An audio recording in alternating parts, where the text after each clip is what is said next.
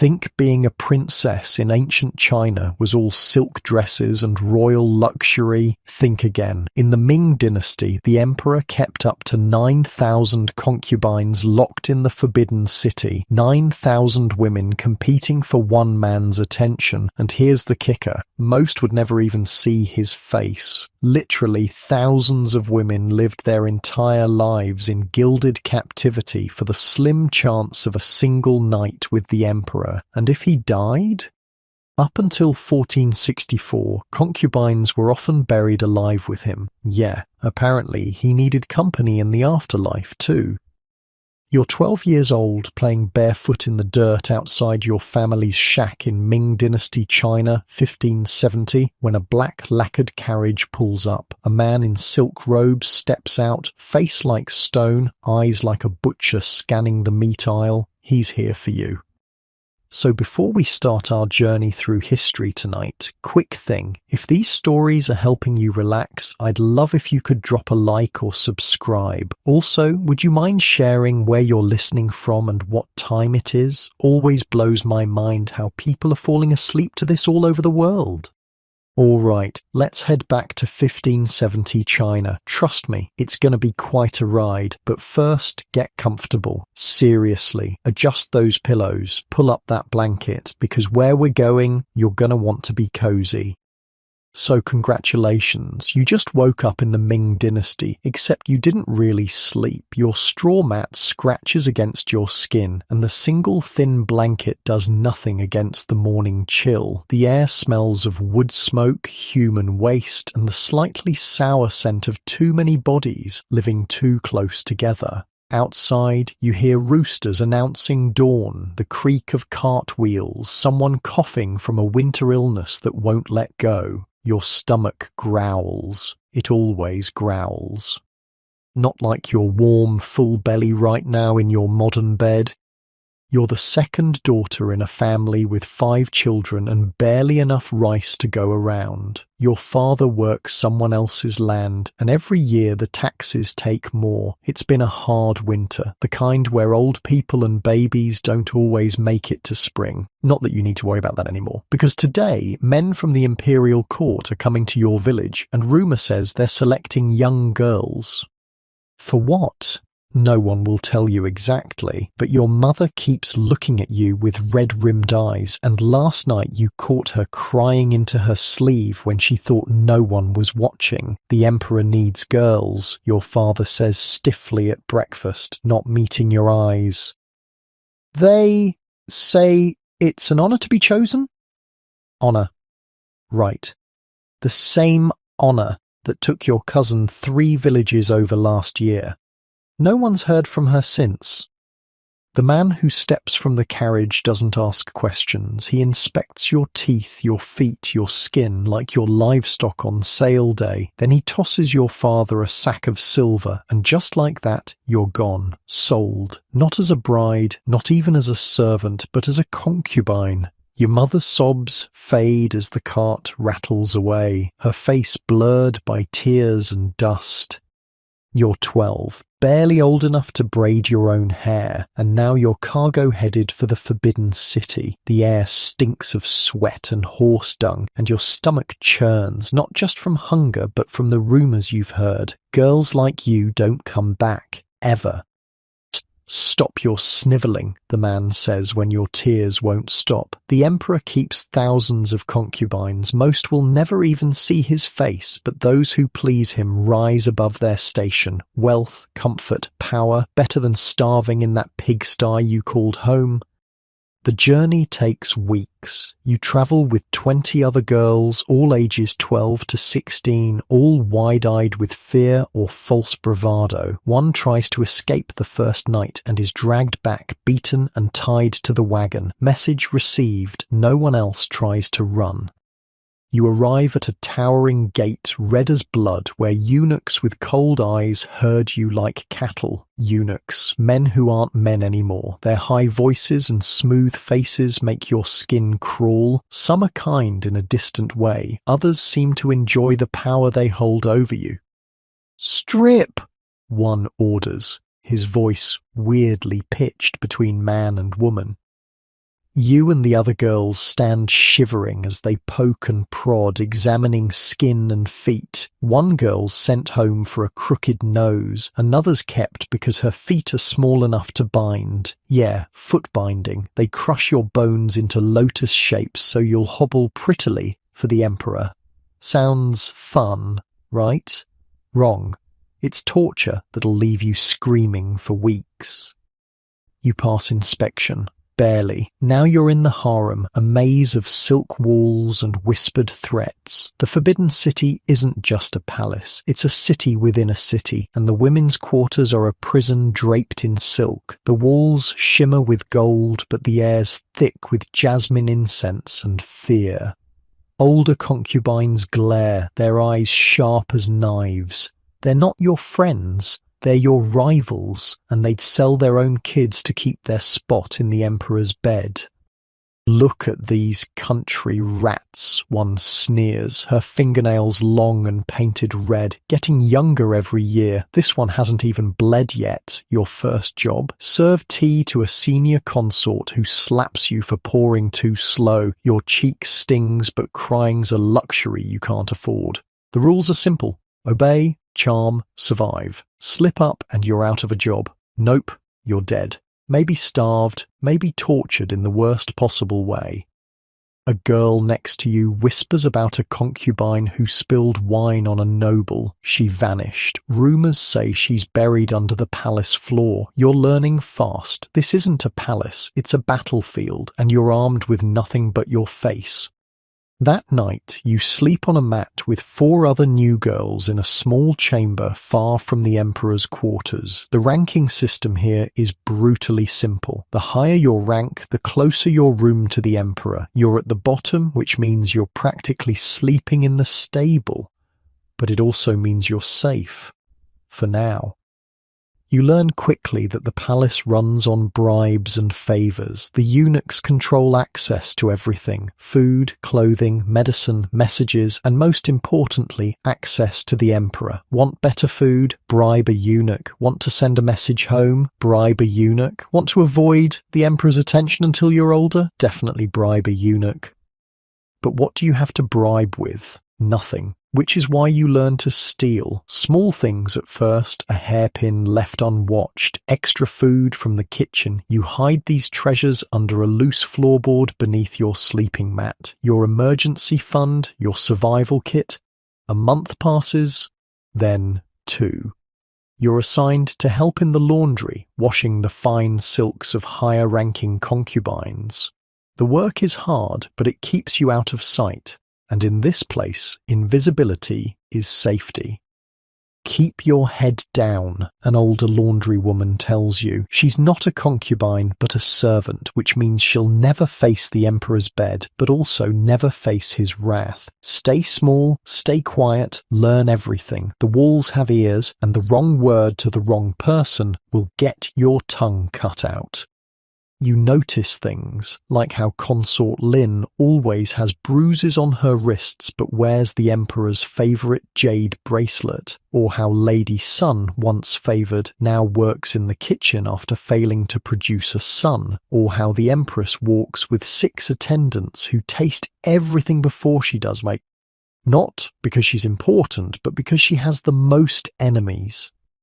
One day, you're scrubbing tunics when a commotion erupts across the courtyard. The Emperor is coming to the harem. Not tonight, not later, but now. Unscheduled, unprepared for. Everyone panics. You watch from behind a drying sheet as beautiful women transform into terrified girls, rushing to apply makeup, fix hair, change clothes. Even high-ranking concubines look scared, because the Emperor's favour is as changeable as the wind, and his disfavour means death.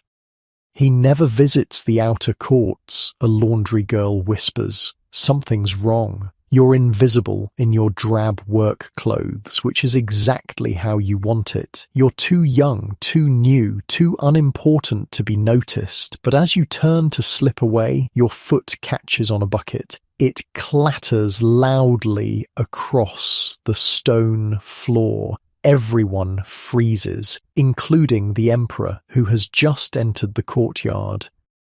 He's younger than you expected, maybe 30, not handsome, not ugly, just ordinary, except for the dragon robes and the way everyone kowtows like he's a god. His eyes find you. For a terrible moment, you're certain you're dead. Then he laughs. At least someone in this palace is actually working, he says. Come here, girl. Your legs won't move. A eunuch shoves you forward. You fall to your knees, forehead pressed to the cold stone. Your heart's so loud you're sure he can hear it.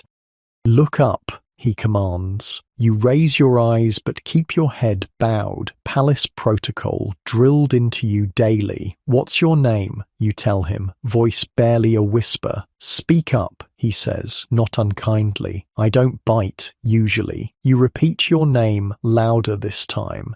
How old are you? 12, Your Majesty. He frowns. Too young. Who put you in the laundry?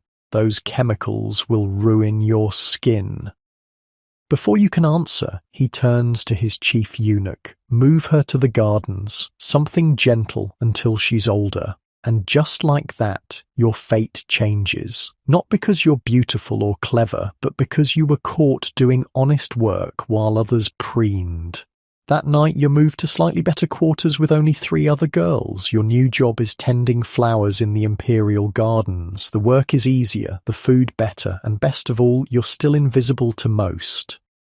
But not to Lady Wu, a middle-ranking concubine who saw the emperor speak to you. 2 days later, you find your few possessions scattered, your secret floorboard stash discovered and emptied. Next time it will be your pretty little fingers that disappear, her maid whispers as she passes.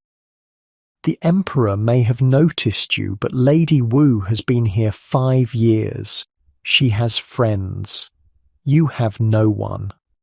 A year passes like this, working in the gardens, dodging Lady Wu's spite, learning the 1,000 unwritten rules that mean the difference between life and death. You grow taller, your body changes. The eunuchs notice, measuring you with their eyes, calculating your potential value. You notice things too, like how the emperor's mother controls who enters his bedchamber more than he does, how the empress has no children but maintains her position through family connections, how concubines with sons suddenly have power but also make deadly enemies. You make exactly one friend, a girl named May, who works in the kitchen. You trade small favors. She slips you extra food, you bring her flowers from the garden. It's dangerous to trust anyone here, but going it completely alone is even more dangerous. On your 13th birthday, not that anyone knows or cares, you're tending the winter plum blossoms when you overhear 2 eunuchs talking. The astrologer says it's time, he'll need the virgins prepared. All of them? There must be 200. No, just the new ones from the past year. 20, maybe 30 girls. Better warn the handlers. Some are still young. The stars don't care about age, and neither does the emperor. Your blood runs cold. You've heard whispers about this. Once a year, based on star alignments and ancient protocols, the emperor takes new concubines to his bed. A ritual deflowering. A blessing for the empire, a nightmare for the girls. That night, you don't sleep.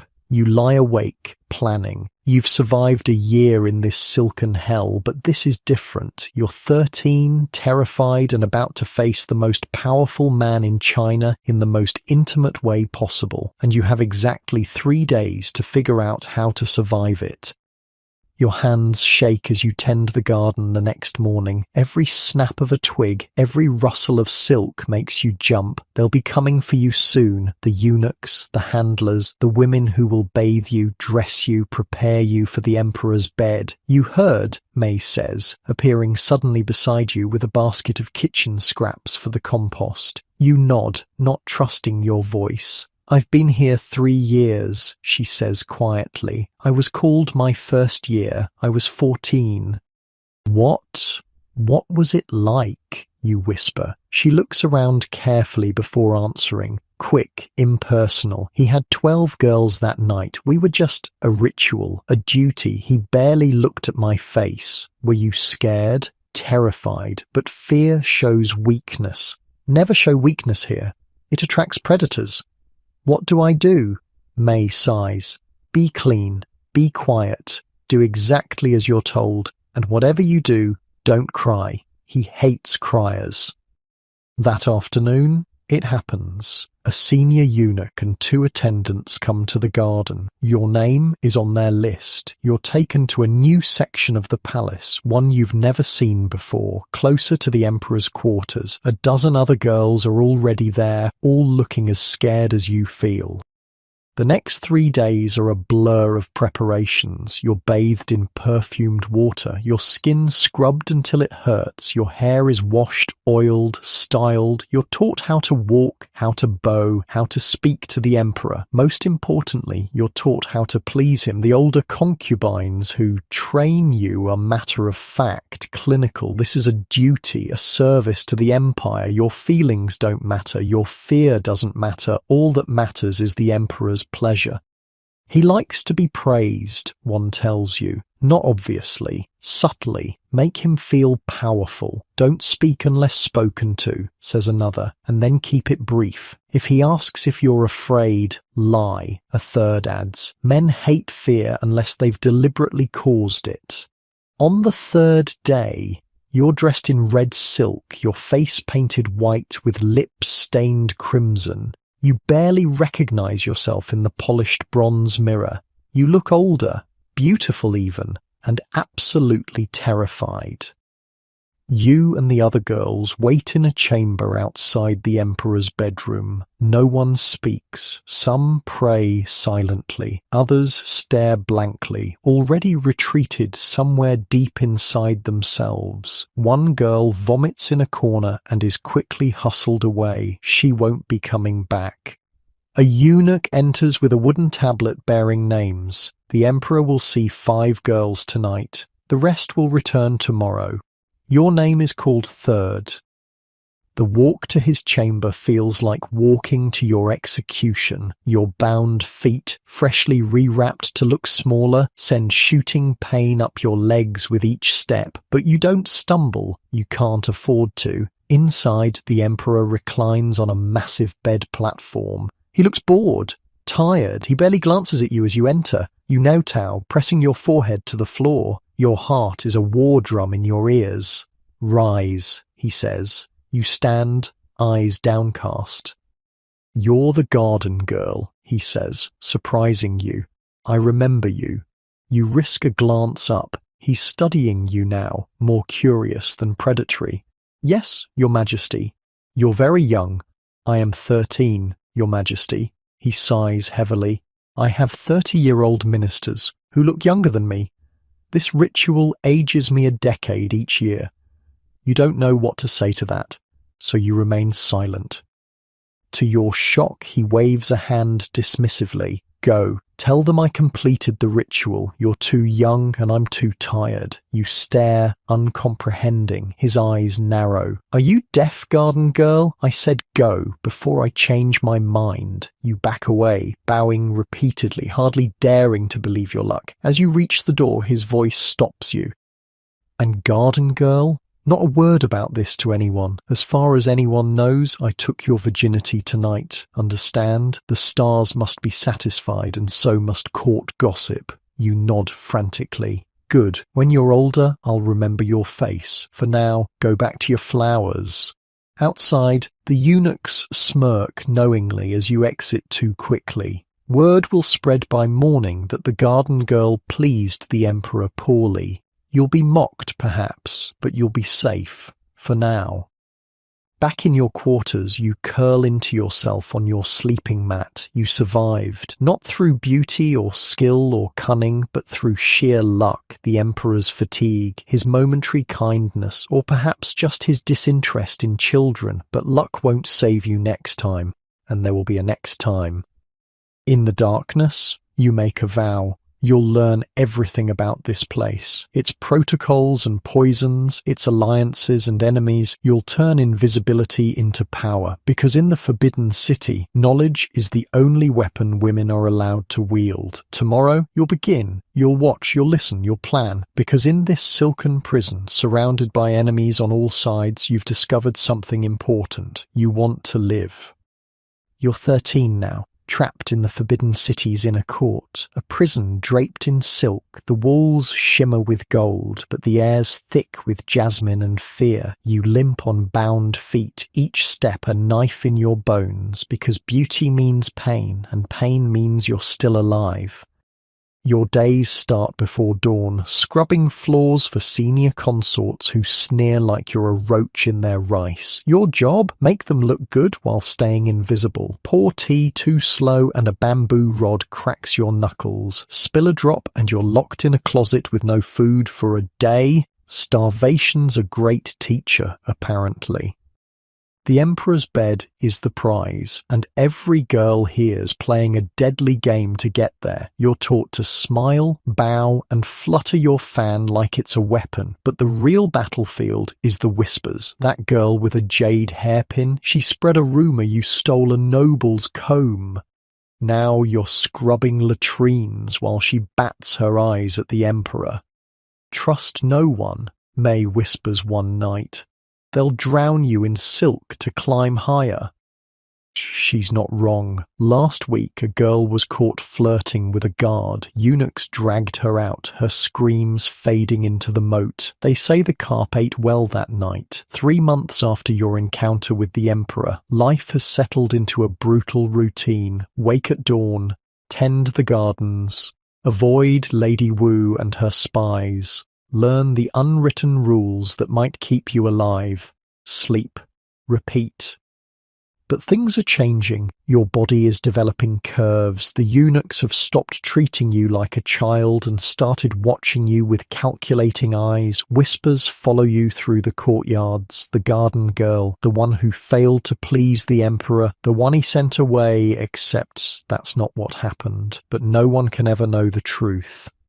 You need allies, May tells you as you both scrub vegetables in the kitchen. She's broken protocol to speak with you, risking punishment. Not friends, allies. There's a difference. Who would ally with me, you ask bitterly. I'm nothing here. May shakes her head. Everyone is something, you just haven't figured out what you are yet. That night, you're summoned to the quarters of Lady Chen, a mid-ranking concubine who has been in the palace for 8 years. You've seen her from afar, a willowy woman with a fox-like face and calculating eyes. She has no children, which is unusual for a woman of her rank and age, but somehow she's maintained her position. You note how at the entrance to her chambers, heart racing. Being summoned by a higher-ranking concubine rarely means anything good. Rise, she says, her voice surprisingly deep. Come closer, let me look at you. You approach cautiously, keeping your eyes downcast as protocol demands. The garden girl, she muses, the one our glorious emperor rejected. You flinch but say nothing. Or did he? Her words hang in the air like smoke. Your blood freezes. How could she know? You begin, but she cuts you off with a wave. Don't lie to me, child. I have eyes everywhere, including outside the Emperor's bedchamber that night. I know you were in there for less than 5 minutes. Not even the most disappointed Emperor finishes that quickly. You remain silent, trapped. Relax, she says, almost kindly. Your secret is safe with me, for now. But secrets are currency here, and I've just given you valuable information. I know something about you. Now you owe me. What do you want? You whisper. Information, she says simply. You work in the gardens. You're invisible. People talk around you. You hear things. I want to know what you hear. And just like that, you've become a spy. Not by choice, not by design, but by the simple mechanics of survival. Lady Chen doesn't want your beauty or your body. She wants your ears, your eyes, your access to places she can't go. So you listen, you watch, you remember. You learn that the second consort has been stealing medicine meant for the emperor's mother, that the chief eunuch accepts bribes to rearrange the emperor's sleeping schedule, that 3 of the palace maids are actually spies for the Minister of Rights, who seeks to reduce the eunuch's power. Each bit of information you bring to Lady Chen earns you a small protection. Tea served by her maids when you're thirsty, a salve for your aching feet. Once, when Lady Wu tries to have you reassigned to the laundry again, a whisper from Lady Chen keeps you in the garden. But you're playing a dangerous game. Lady Chen isn't the only one collecting secrets. Everyone here trades in whispers. The question is, what happens when you run out of useful information to share? Your opportunity to prove your worth beyond gossip comes unexpectedly. One morning, as you're pruning winter plum blossoms, you overhear 2 eunuchs talking in hushed tones. The Minister of Defense is pushing his daughter as the next imperial consort, one says. She arrives next week. The Empress won't like that, the other replies. She's been blocking new high-rank concubines for months. This one comes with 20 war horses and a promise of military support. Even the Empress can't block her. You bring this information to Lady Chen that night. Her eyes narrow as she processes the implications. A new high-ranking concubine changes everything, she murmurs, especially one with military backing. Is it bad, you ask?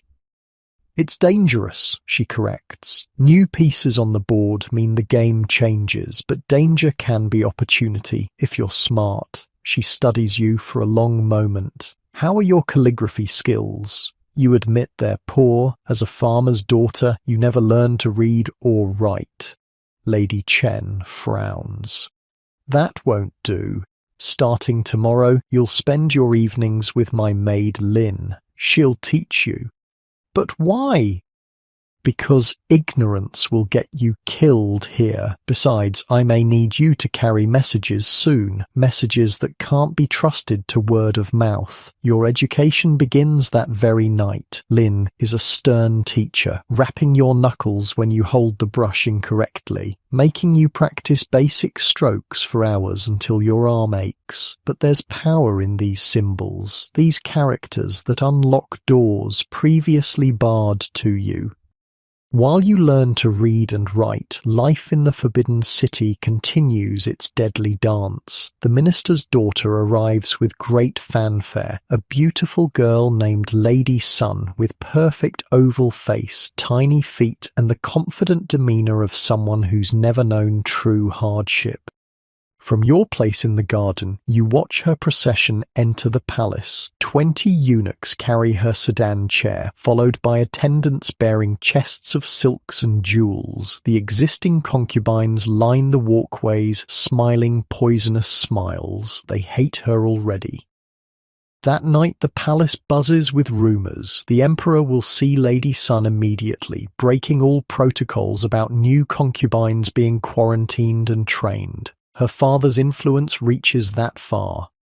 This is bad for the Empress, Lady Chen tells you as you practice writing characters by candlelight. If Lady Sun produces a son quickly, her military backing could threaten the current power balance. Can't the Empress just get rid of her, you ask, thinking of how easily other girls have disappeared? Lady Chen smiles grimly. Not this one. She's too well connected. No, this requires subtlety. 3 days later, Lady Chen gives you your first real mission. You're to deliver a small package to one of the eunuchs who serves in Lady Sun's quarters. Don't open it, she warns. Don't ask questions. Just make the delivery and return immediately. The package feels light in your hands, wrapped in simple brown paper. It could contain anything, a bribe, a love note, poison. You don't want to know, but as you make your way across the palace, slipping through servant corridors and hidden pathways Lady Chen has mapped for you, your curiosity burns like a fever.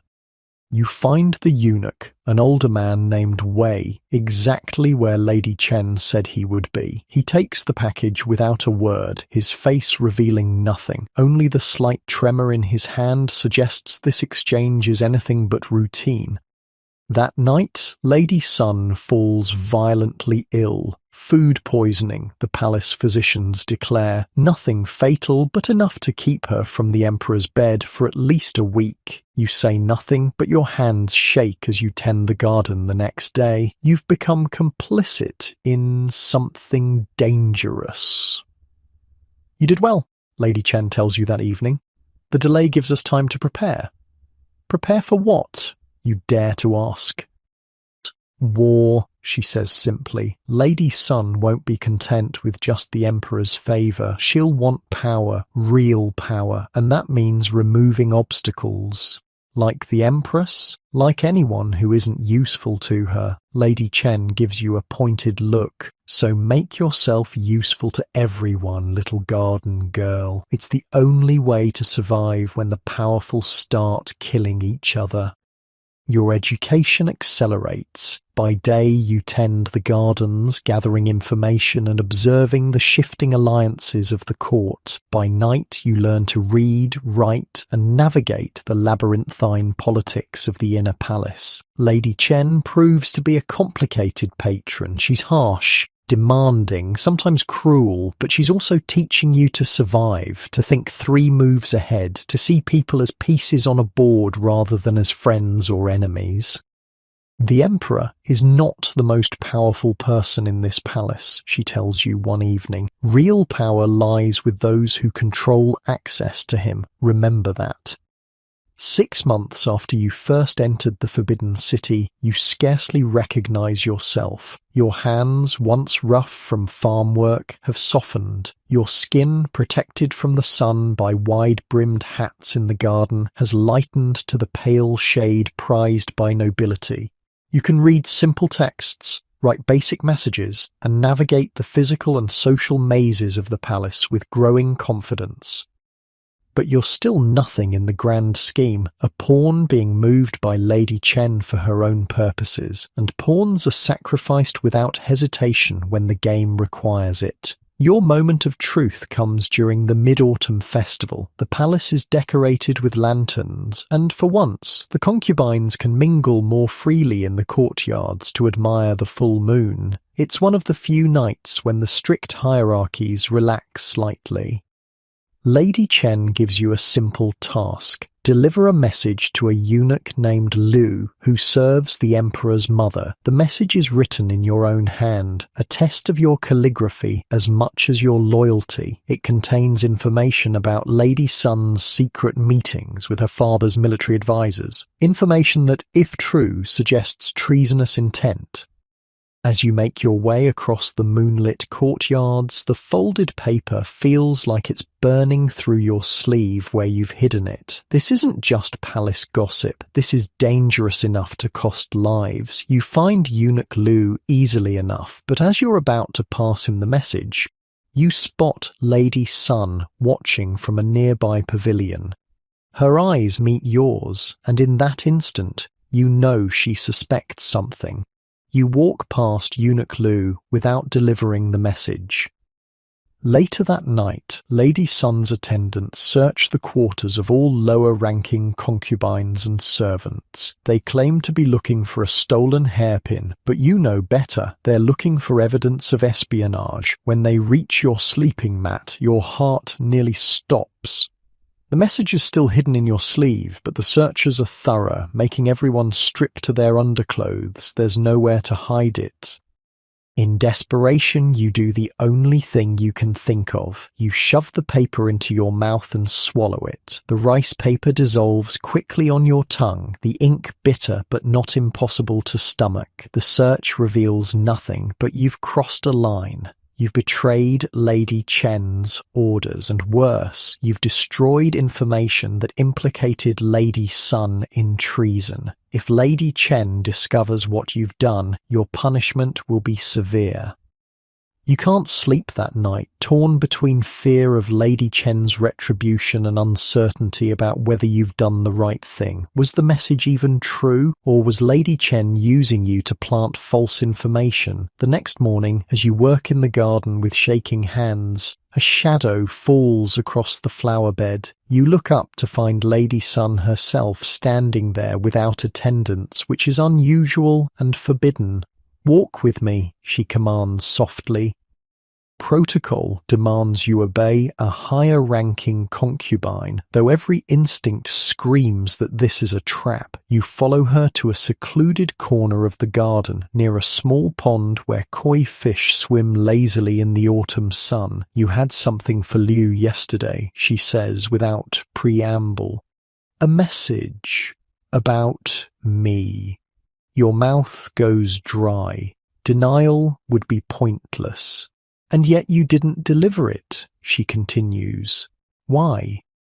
You could lie, create some story about losing your nerve or forgetting the message. Instead, you take a risk. "I didn't know if it was true," you say quietly, and a lie that's serious could cost lives. Lady Sun studies you for a long moment. "Clever girl. It wasn't true. It was a test. Not from your mistress to the eunuch, but from your mistress to you. And you failed her test, but passed a more important one. Your confusion must show on your face because she smiles slightly."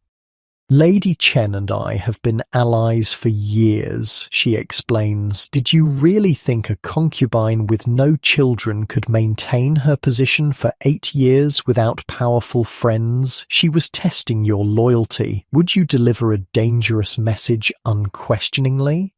And when you chose conscience over blind obedience, you proved yourself useful in ways she hadn't anticipated." Your head spins. Nothing is as it seems. No one is who they appear to be. "So now what happens?" you ask. "Now you serve 2 mistresses instead of 1, Lady Sun says. "You'll continue reporting to Lady Chen, but you'll also report to me. Your position in the garden makes you valuable to us both. And if your interests conflict," her smile vanishes, "then you'll have to choose, won't you? But choose wisely, garden girl. The wrong choice will be your last."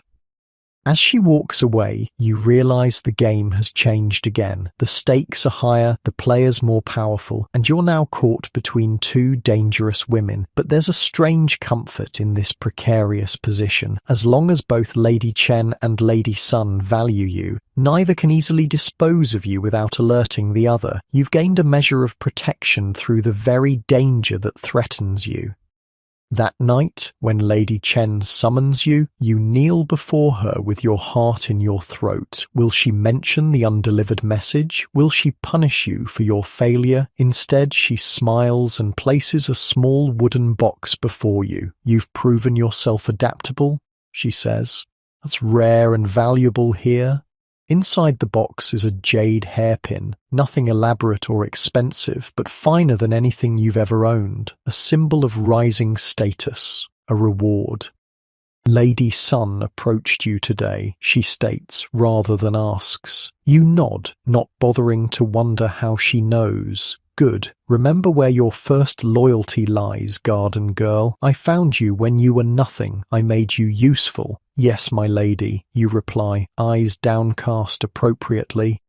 As you leave her chambers, the jade pin secure in your hair, you realize you've crossed another threshold. You're no longer just a frightened girl from a farming village. You're becoming something else entirely, a player in the great game of the Forbidden City. Not a powerful piece like Lady Chen or Lady Sun.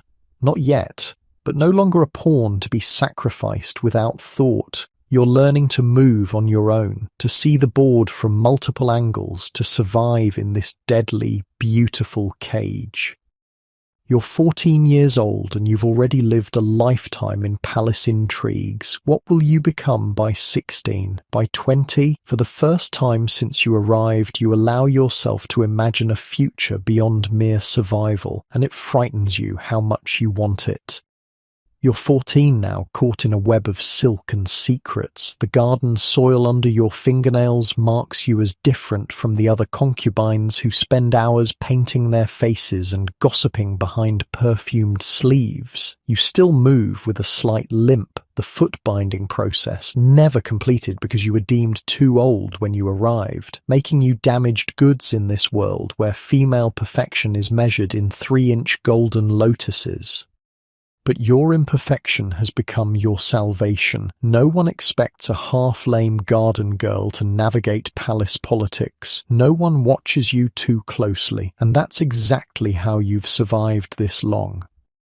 Your days follow a rhythm now. Dawn breaks with the palace gong, and you rise from your sleeping mat, muscles aching from yesterday's labour. The small room you share with 3 other low-ranking girls smells of sleep and cheap face powder. None of you talk much in the mornings. Friends are luxuries no one can afford here.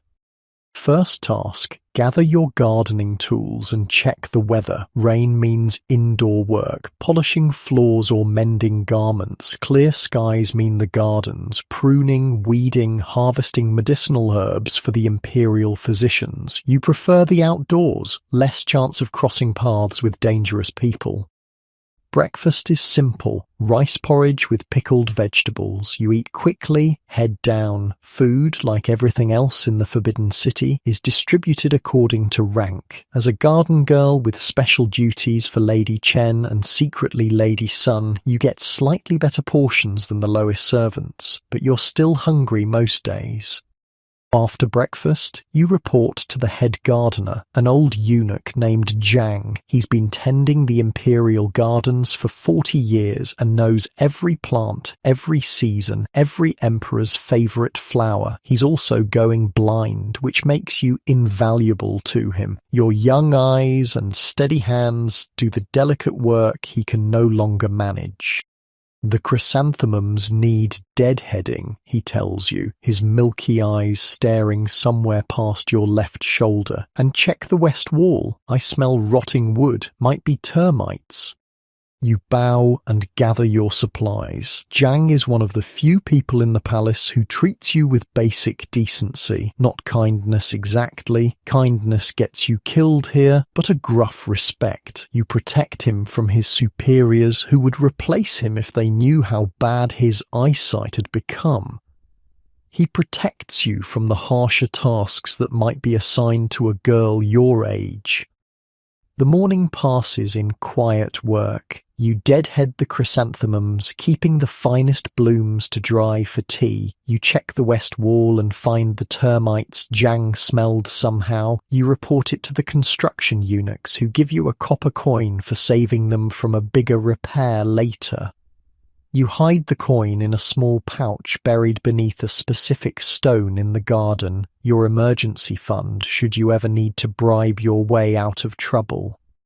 Midday brings the heat and a short break. You sit in the shade of a gnarled pine tree, drinking water from a bamboo canteen. From this spot you can see into the courtyards where higher-ranking concubines take their leisure. Today they're watching a performance. Musicians playing the erhu and pipa, while dancers in bright costumes perform an ancient tale of love and loss.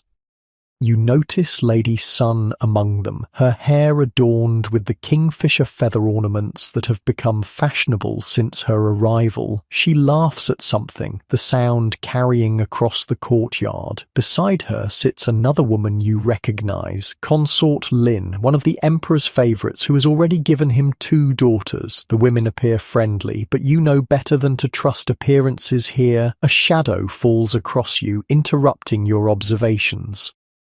Enjoying the show, garden rat? Lady Wu sneers down at you, 2 of her maids flanking her like prison guards. You lower your eyes and start to rise, but her foot presses down on your calf, pinning you in place. The pain shoots up your leg, but you don't cry out. She'd enjoy that too much.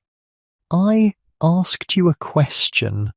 Forgive me, my lady. I was merely resting a moment. Her foot presses harder. Spying, more likely. Who do you report to these days? Lady Chen? Or has she tired of you?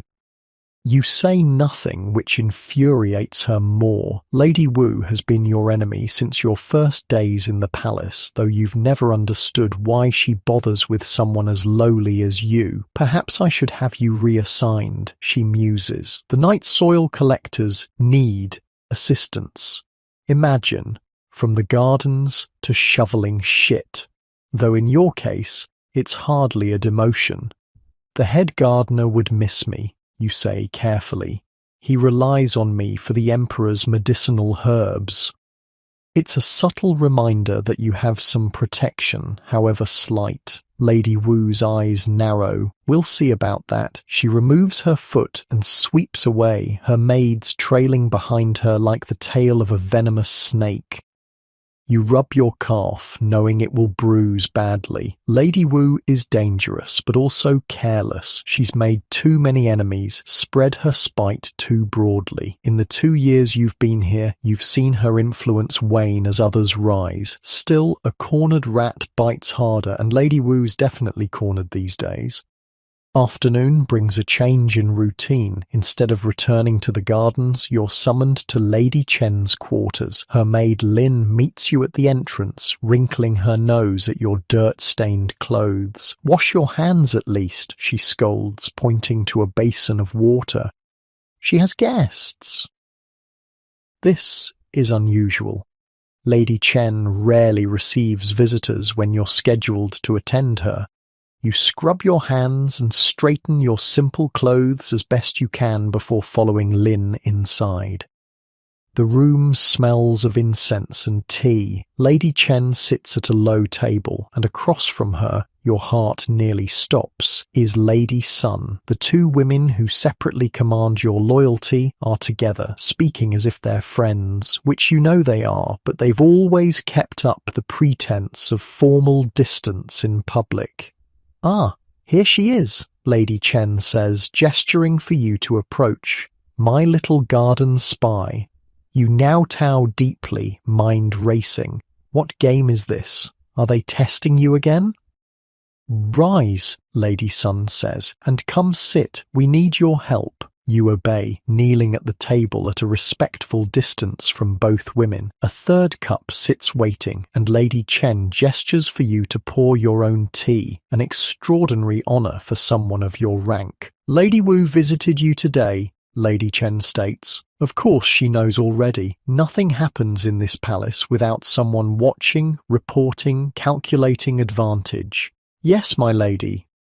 She threatened you, Lady Sun adds. Not for the first time. You nod cautiously. She's become a problem, Lady Chen says, sipping her tea. For all of us. Lady Sun's elegant fingers trace the rim of her cup. She's spreading rumours that I meet with military officials, that I'm planning to influence the Emperor against the Empress. And she's implied to the chief eunuch that I've been stealing medicine meant for the Emperor's mother, Lady Chen adds. Both dangerous accusations.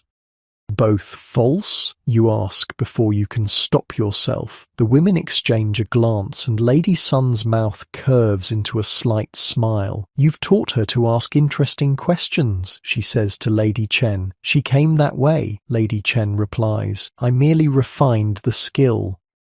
Lady Sun refocuses on you. Let's say the accusations are complicated. The truth is rarely as simple as palace rumours suggest, but Lady Wu's motivations are clear enough. She's losing position and trying to regain it by attacking those with more favour. Why tell me this, you ask? Because, Lady Chen says, we need someone who can move between worlds. Someone who can access places neither of us can go without drawing attention. Someone disposable? The question slips out before you can censor it. Instead of anger, your impertinence earns a bark of laughter from Lady Chen. If we wanted disposable girl, we'd use one of 50 serving maids. No, we need someone with specific skills. Someone who knows plants grow in sea. Understanding dawns slowly. You want me to poison Lady Wu? No, Lady Sun says sharply. Poison is crude, detectable, and punishable by death for all involved. We need something more subtle. Lady Chen sets down her teacup. Lady Wu suffers from vanity above all else. Her beauty is her only real currency, and she knows it's fading. She's been using whitening creams, desperate to maintain her complexion. She has her own garden of herbs she thinks will preserve her youth, Lady Sun adds. A private plot behind her quarters that only she tends.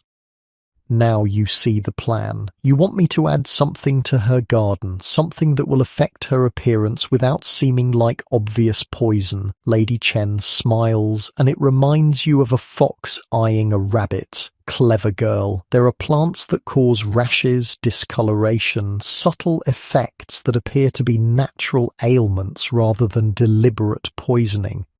The garden records show several such plants in the Imperial collection, Lady Sun says, but identifying them, harvesting them properly, applying them correctly, that requires expertise. Zhang would know, you say cautiously. Zhang cannot know about this, Lady Chen says firmly.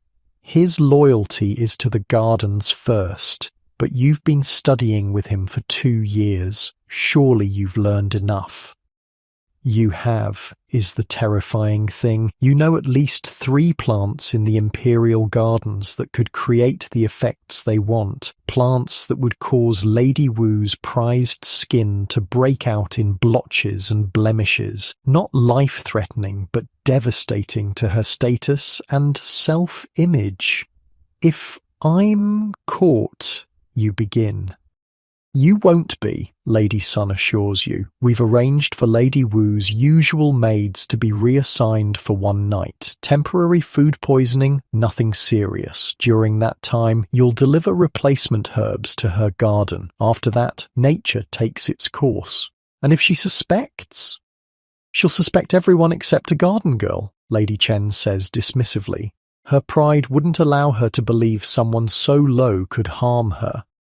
You take a deep breath. This is dangerous. Not as dangerous as actual poison, but still risky enough to cost you your place here, maybe your life. Yet refusing these 2 powerful women might be even more dangerous. I'll need 3 days, you say finally, to identify the right plants, harvest them properly, and prepare them. The women exchange satisfied glances. 3 days, Lady Sun agrees, no more. After you leave their quarters, you walk through the palace in a daze. You've just agreed to sabotage a concubine. A cruel one, yes, but still someone several ranks above you. The punishment for such an act would be severe, but the potential reward is significant too. Successfully carrying out this task would bind Lady Chen and Lady Sun to you more tightly.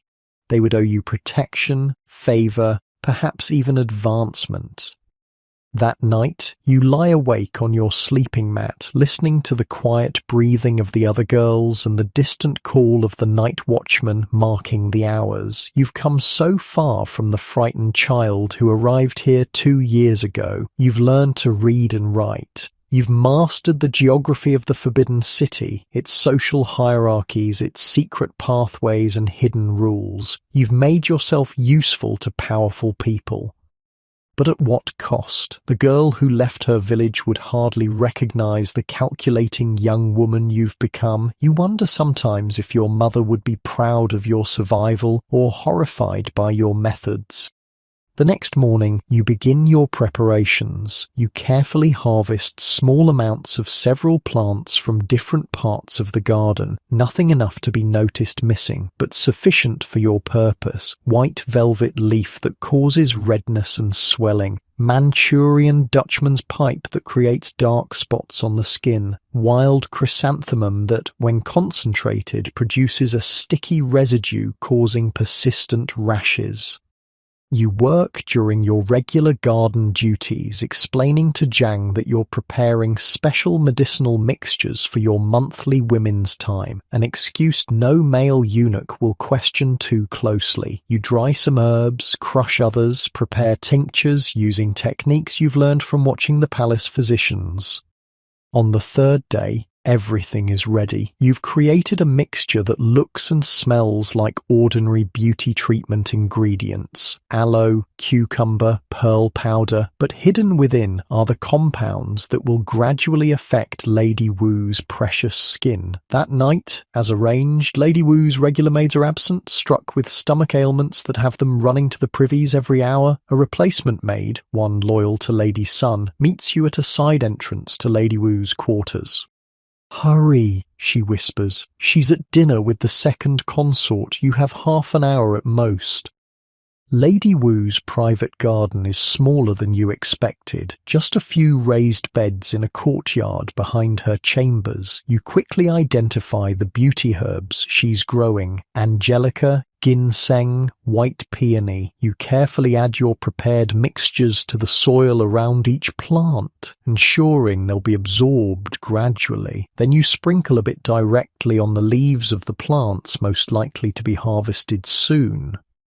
You're just finishing when you hear voices approaching. The maid grabs your arm, her fingers digging painfully into your flesh. "Someone's coming," she hisses. "Hide. There's nowhere to go except behind a large decorative rock at the edge of the garden." You squeeze yourself into the shadow it casts, making yourself as small as possible. The maid slips away through a side door, abandoning you without hesitation. Lady Wu enters her garden, accompanied by another concubine you recognize as one of her few remaining allies. They're laughing about something, their voices slightly slurred from wine. "She looked ridiculous," Lady Wu is saying. "All those feathers, like some kind of exotic bird." The Emperor prefers subtle beauty. "Is that why he hasn't visited her chambers in a month?" the other woman asks, causing both to dissolve into mean-spirited giggles.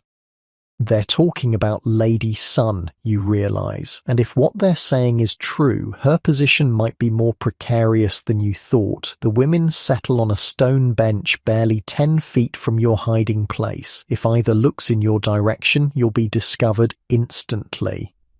"The new cream is working wonderfully," Lady Wu says, touching her cheek. "The court physician says my complexion is the finest he's seen in years."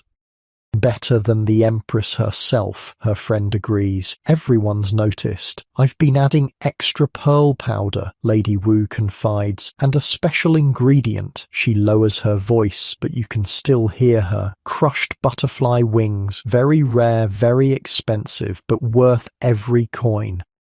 Your blood runs cold. Crushed butterfly wings are highly toxic when applied to the skin. Not immediately, but over time they cause liver failure and death. Lady Wu isn't just trying to stay beautiful, she's slowly poisoning herself out of vanity and ignorance. The irony is bitter. You came to sabotage her beauty regimen only to discover she's already doing far worse to herself than you ever intended, and now the mixture you've added will interact with the butterfly powder, possibly accelerating or changing its effects in ways you can't predict. You should feel triumphant. Your enemy is destroying herself, and your mission will hasten her downfall. Instead, you feel hollow. Even Lady Wu doesn't deserve the painful death that awaits her if she continues using that powder. The women eventually move inside, giving you the chance to slip away. Instead of returning directly to report your success, you take a detour to the Imperial Library. You need to research butterfly wing toxicity and possible antidotes. There might be a way to neutralize both your sabotage and her self-poisoning. The Imperial Library is officially forbidden to someone of your rank, but you've learned many ways around such restrictions. A bribe to the right eunuch, knowledge of when certain sections are unguarded, and the ability to move silently through shadowy corridors get you inside. You find what you need in an ancient medical text, a remedy that won't save Lady Wu's beauty but might save her life, a special tea that, if consumed regularly, can counteract the butterfly wing poison. You memorize the ingredients, all commonly available in the palace kitchens. Now you face a choice that will define what kind of person you're becoming in this gilded cage. Do you report your successful mission to Lady Chen and Lady Sun, allowing Lady Wu to continue unknowingly poisoning herself? Or do you find a way to anonymously deliver the antidote information, potentially saving your enemy's life, but risking the displeasure of your protectors? As you slip out of the library, a palace maid passes by, arms full of fresh linens. She doesn't notice you in the shadows. On her wrist is a small birthmark in the shape of a crescent moon, distinctive enough to be recognized again. An idea forms. The perfect anonymous messenger. You return to Lady Chen's quarters and report your success, describing how you planted the sabotage herbs in Lady Wu's garden. You don't mention the butterfly wings or your visit to the library. Excellent, Lady Chen says, looking genuinely pleased. Now we wait. The effects should begin appearing within a week. What happens to Lady Wu then? You ask, keeping your voice neutral. Lady Sun, who has joined you, shrugs elegantly. She'll seek medical help, of course. They'll find nothing obviously wrong, just a sudden deterioration of her complexion. She'll be devastated, withdraw from court appearances, lose whatever influence she still has. She won't suspect sabotage. Or she might, Lady Chen acknowledges, but she has too many enemies to identify the source, and by the time she recovers, if she ever does, the court's attention will have moved on to newer, prettier faces. You nod, as if satisfied with this explanation. The plan is elegant in its cruelty, perfect for the palace's particular brand of warfare, but you've already decided it won't play out exactly as they expect. The next morning, you find the maid with the crescent birthmark. You bump into her deliberately in a crowded corridor, slipping a folded paper into her apron pocket during the confusion of apologies. On the paper is a simple message about the dangers of butterfly wing powder and the tea that can counteract it. No names, no accusations, just medical information that might save a life. Whether she'll deliver it to Lady Wu, you don't know. Whether Lady Wu will heed the warning if she receives it, you can't predict. But you've done what you can to balance the scales between your duty to your protectors and your own moral compass. A week later, as expected, Lady Wu disappears from court functions. Rumours fly. A skin ailment, a nervous collapse, a loss of imperial favour. You hear different versions from every corner of the palace. Lady Chen and Lady Sun are pleased with the outcome, though neither mentions your role directly.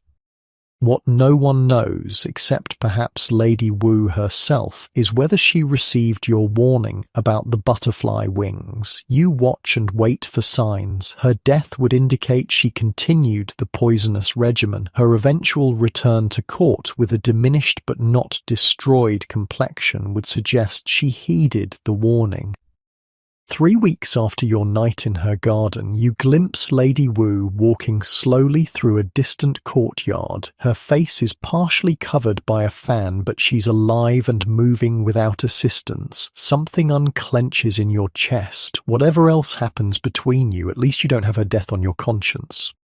That night, as you prepare for sleep, you find a small package beneath your sleeping mat. Inside is a simple bronze mirror, nothing elaborate, but far finer than anything someone of your station would typically own. There's no note, no indication of the giver, but the coincidence is too perfect to ignore. You hold the mirror up, studying your reflection in the dim light. The face that looks back is no longer a child's. At 14, you've developed the sharp awareness of someone much older. Your eyes hold secrets. Your mouth has learned when to speak and when to stay silent. You've survived another year in the Forbidden City. Not just survived, you've navigated its treacherous waters with increasing skill. You've protected yourself and, in your own small way, even protected an enemy from herself. Tomorrow brings new challenges, new dangers, new opportunities. But tonight, with your bronze mirror hidden safely away, you allow yourself a moment of quiet pride. You're learning to play the game by your own rules. You're 16, and the Forbidden City's harem has carved you into something sharp, like a blade forged in fear. Your bound feet ache, your smiles are masks, and your eyes miss nothing. You've learned to dodge the consort's venomous glares and slip past their traps. But every day is a tightrope walk over a pit of snakes. The Emperor's noticed you again, 3 years since that first night when he sent you away for being too young. Now you're not too young anymore. It happens during the Autumn Moon Festival. You're arranging chrysanthemums in the Hall of Supreme Harmony when he enters unexpectedly, a small entourage of eunuchs trailing behind him. Everyone drops to their knees, foreheads pressed to the floor. Everyone except you, hands full of flowers, caught mid-arrangement. You freeze, then drop everything, falling into a deep kowtow as petals scatter across the polished floor. "The garden girl," he says, and your blood runs cold at being remembered. "Still working with flowers, I see." "Yes, your majesty," you murmur to the floor. "Rise," he commands. "Let me look at you properly." You stand on trembling legs, eyes downcast as protocol demands. 3 years of palace living have taught you many things, but nothing prepares you for the Emperor's direct attention. "You've grown," he observes. Is that approval in his voice? You dare not hope. Hope is dangerous here. "Bring her to my chambers tonight," he tells his chief eunuch, not asking, not wondering if you're willing, just stating a fact like commenting on the weather. The eunuchs nod, faces impassive. They've arranged thousands of such commands. You're just another name on an endless list of women summoned to the dragon bed. That afternoon is a blur. You're excused from your garden duties and whisked away to be prepared, bathed in perfumed water, skin scrubbed until it hurts, hair washed, oiled, styled in the latest court fashion, face painted white with rouge on cheeks and lips, dressed in layers of fine silk. You've only ever handled as laundry. Lady Chen visits during the preparations. She's risen higher in the past year, now a 5th-rank consort with her own small retinue of maids. "Remember what I taught you," she says quietly. "Be pleasing but not eager, responsive but not forward, and whatever happens, do not cry." What if I disappoint him? The question escapes before you can stop it. Her eyes soften briefly, then harden again. Then you'll return to the gardens and continue as before. One night with the Emperor doesn't define your worth unless you get pregnant. The word hangs in the air between you. Pregnancy, the ultimate goal and greatest danger for every concubine. A son means power, status, security. A daughter means slight improvement in rank but little else. No child at all means you return to your previous station, perhaps with a small token of imperial favour. "If you conceive," Lady Chen continues, "everything changes. You'll have enemies you can't even imagine. The Empress herself will notice you, and not favourably." "Has he visited you?" you dare to ask. A shadow crosses her face. "Once, 3 years ago." No pregnancy then. You understand now why she's invested so much in you. You're her proxy, her second chance at power. If you rise, she rises with you. As darkness falls, you're led through silent corridors to the Emperor's chambers, not carried naked like the high-ranking concubines. You're not important enough for that ritual, just walked there by 2 stone-faced eunuchs who've seen it all before.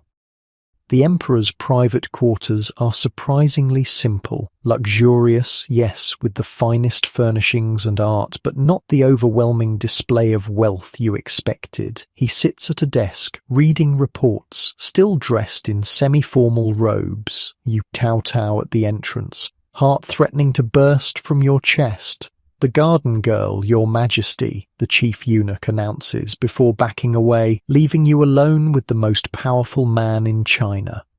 "Or rise," the Emperor says without looking up. "Pour me tea." You obey, moving to the small table where a teapot sits warming over a tiny brazier. Your hands shake slightly as you prepare the cup. This, at least, you know how to do well. Lady Chen insisted you learn the formal tea ceremony to imperial standards. You kneel and offer the cup with both hands, eyes downcast. He takes it, fingers brushing yours briefly. Your name? You tell him, surprised he doesn't remember. Then again, he's had hundreds of women since that night 3 years ago. Ah, yes, he says, sipping the tea. The honest worker, I remember now. He studies you over the rim of his cup. You still work in the gardens? Yes, Your Majesty. Under head gardener Zhang. You enjoy it? The question catches you off guard. No one in the palace has ever asked if you enjoy your work.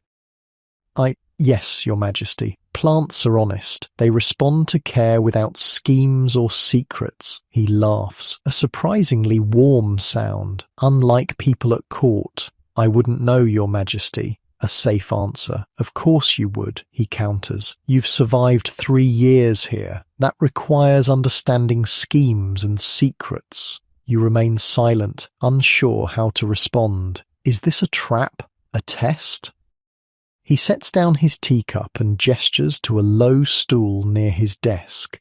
Sit. Tell me about the gardens. What's blooming now? For the next hour, you talk about chrysanthemums and plum blossoms, autumn herbs and winter preparations. He asks intelligent questions, showing genuine interest. The conversation gradually shifts to court gossip. Who's allied with whom? Which officials are feuding? Which consorts have fallen from favour? You navigate carefully, sharing only what's common knowledge, nothing that could be traced back to Lady Chen or Lady Sun. The Emperor listens, occasionally nodding or asking for clarification. You realise with a start that this is why you're here, not just for physical pleasure, but for information. As a low-ranking garden girl, you see things the Emperor's usual companions don't. You hear conversations not meant for important ears. You're observant, he says finally, and discreet, valuable qualities. He stands and moves to a smaller, adjacent room. Come. You follow, pulse racing, the bedchamber, the moment every concubine simultaneously fears and desires. What follows is nothing like the horror stories whispered among new arrivals, nor the romantic fantasies peddled by storytellers. It's brief, almost businesslike, not cruel, but not particularly tender either. He treats you with basic consideration, like a man fulfilling a duty, rather than indulging a passion. Afterward, he doesn't send you away immediately, which you're told is unusual. Instead, he asks more questions about the palace, about your observations of court dynamics. You answer truthfully when you can, evasively when you must. You may go, he says finally. The eunuchs will escort you back. You bow deeply, unsure if you've pleased him or not. His face reveals nothing. Perhaps I'll summon you again, he adds as you reach the door. You're restful. Most of the women here exhaust me with their schemes and flattery. It's as close to a compliment as you're likely to get. The next morning, you return to your garden duties as if nothing has changed. But everything has. The eunuchs treat you with slightly more respect. The other garden workers give you curious glances. Word travels impossibly fast in the Forbidden City. Lady Chen summons you that evening. "All well?" she asks without preamble. "He was kind," you say carefully. "We talked about the gardens and court gossip." "You talked?" Her eyebrows rise. "Before or after?" "Both." She sits back, processing this information. "That's unusual. He must have found you interesting." "Or useful," you suggest. She nods slowly. "Perhaps both. Did he say he would call for you again?"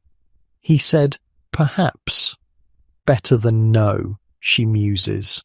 "Now we wait, and watch for signs." The signs appear 6 weeks later when you vomit into a flower bed while working in the East Garden, then again the next morning, and the next. Your monthly bleeding doesn't come. You tell no one, not even Lady Chen, not until you're certain, but the palace has eyes everywhere. The Empress's chief maid notices you refusing spicy foods at dinner. A eunuch sees you retching behind a pavilion. Whispers begin. Lady Sun finds you in the garden storage room taking inventory of winter bulbs. "You're pregnant," she says without preamble. You neither confirm nor deny it. Your silence is answer enough. "The Empress will know by nightfall," she continues. "You need protection. I have you and Lady Chen," you say. She laughs, short and sharp. "We're fifth-rank consorts with no children. Against the Empress, we're nothing." Fear coils in your stomach, colder than the morning sickness. What do I do? First, you move to the pregnancy chambers. It's protocol. All pregnant concubines live there under the royal physician's care. Second, you pray for a boy. Third, she pauses. You watch your food and drink every moment of every day. Poison, the word barely escapes your lips. It wouldn't be the first time a low-ranking concubine's pregnancy ended mysteriously. Her eyes are hard with remembered pain, and you wonder suddenly if she speaks from experience. That afternoon, you're officially moved to the pregnancy chambers, a separate section of the palace where expectant imperial concubines are housed. The rooms are larger, the furnishings finer than you're accustomed to. You're assigned 2 maids to attend you and a eunuch to taste all your food and drink. The other women in the pregnancy chambers regard you with mixed reactions. Some are openly hostile, long-time concubines who resent a garden girl receiving imperial favor. Others are cautiously friendly, seeing potential alliance with a woman carrying what might be the next imperial prince. One, a 4th-rank consort named Lady Zhao, who's 7 months pregnant with her second child, takes you under her wing. "The first 3 months are the most dangerous," she tells you quietly as you sit in the communal courtyard, not just from natural causes, but from assistance. "Poison," you say, no longer afraid to name the threat. She nods. The Empress has her own children. She doesn't want competition, and there are other consorts with sons who don't want their positions threatened. "How did you survive?" you ask.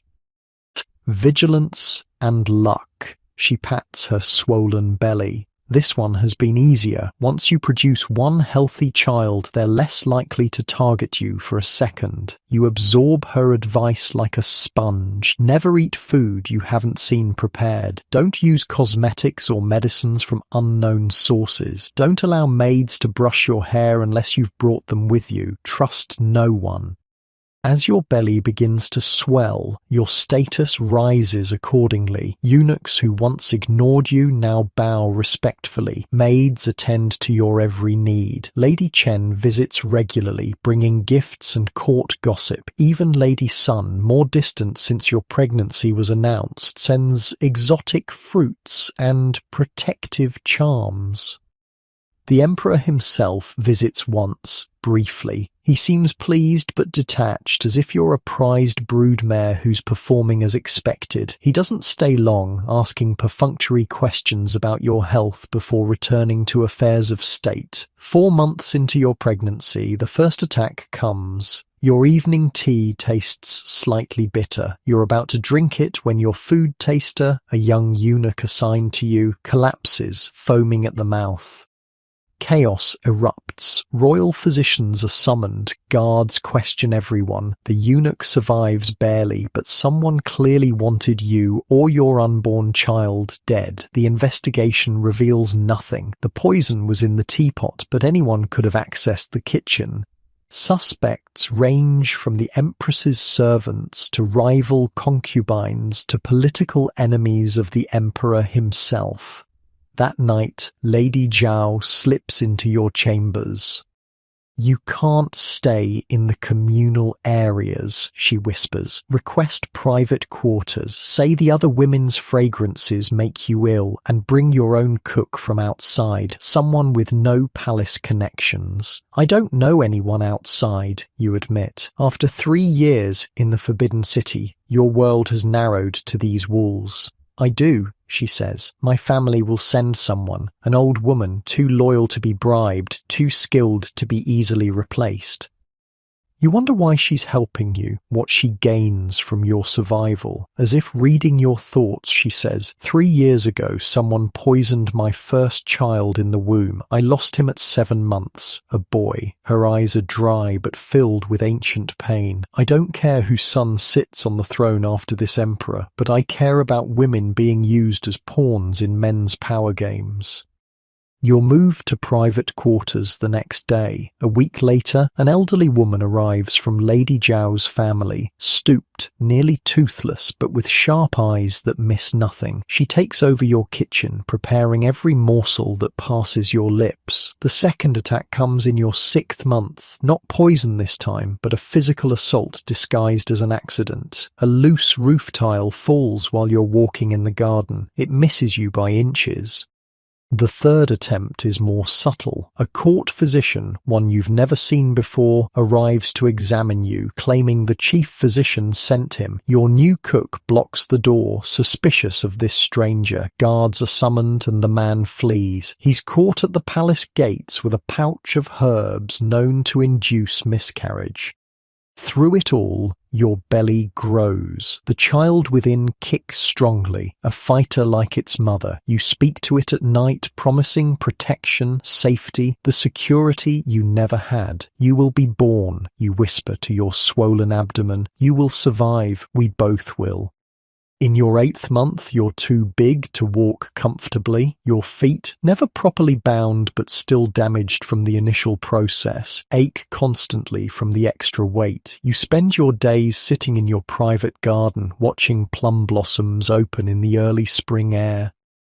Lady Chen visits more frequently now, bringing reports of court intrigues and positioning herself as your chief ally. Lady Sun is more distant, though still nominally supportive. Lady Zhao, now nursing her newborn son, sends advice and small gifts for the baby. "The Empress is worried Lady Chen," reports one afternoon. "Her oldest son is sickly again. If you bear a healthy boy—" She doesn't finish the thought. She doesn't need to. A healthy imperial son elevates his mother to unimaginable heights. The emperor already has 3 sons by different concubines, but only one by the empress, and that boy has always been weak. "I don't want power," you say truthfully. "I just want my child to live." Lady Chen laughs. "In this place, those are the same thing. Without power, neither of you will survive long."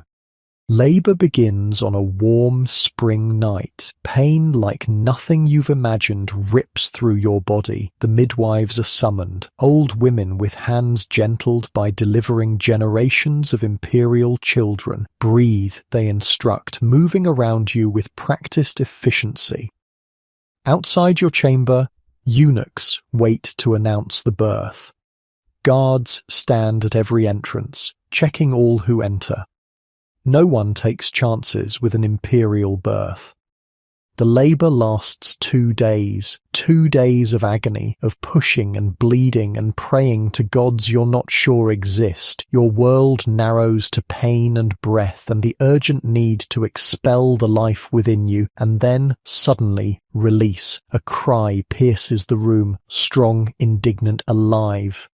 "A boy!"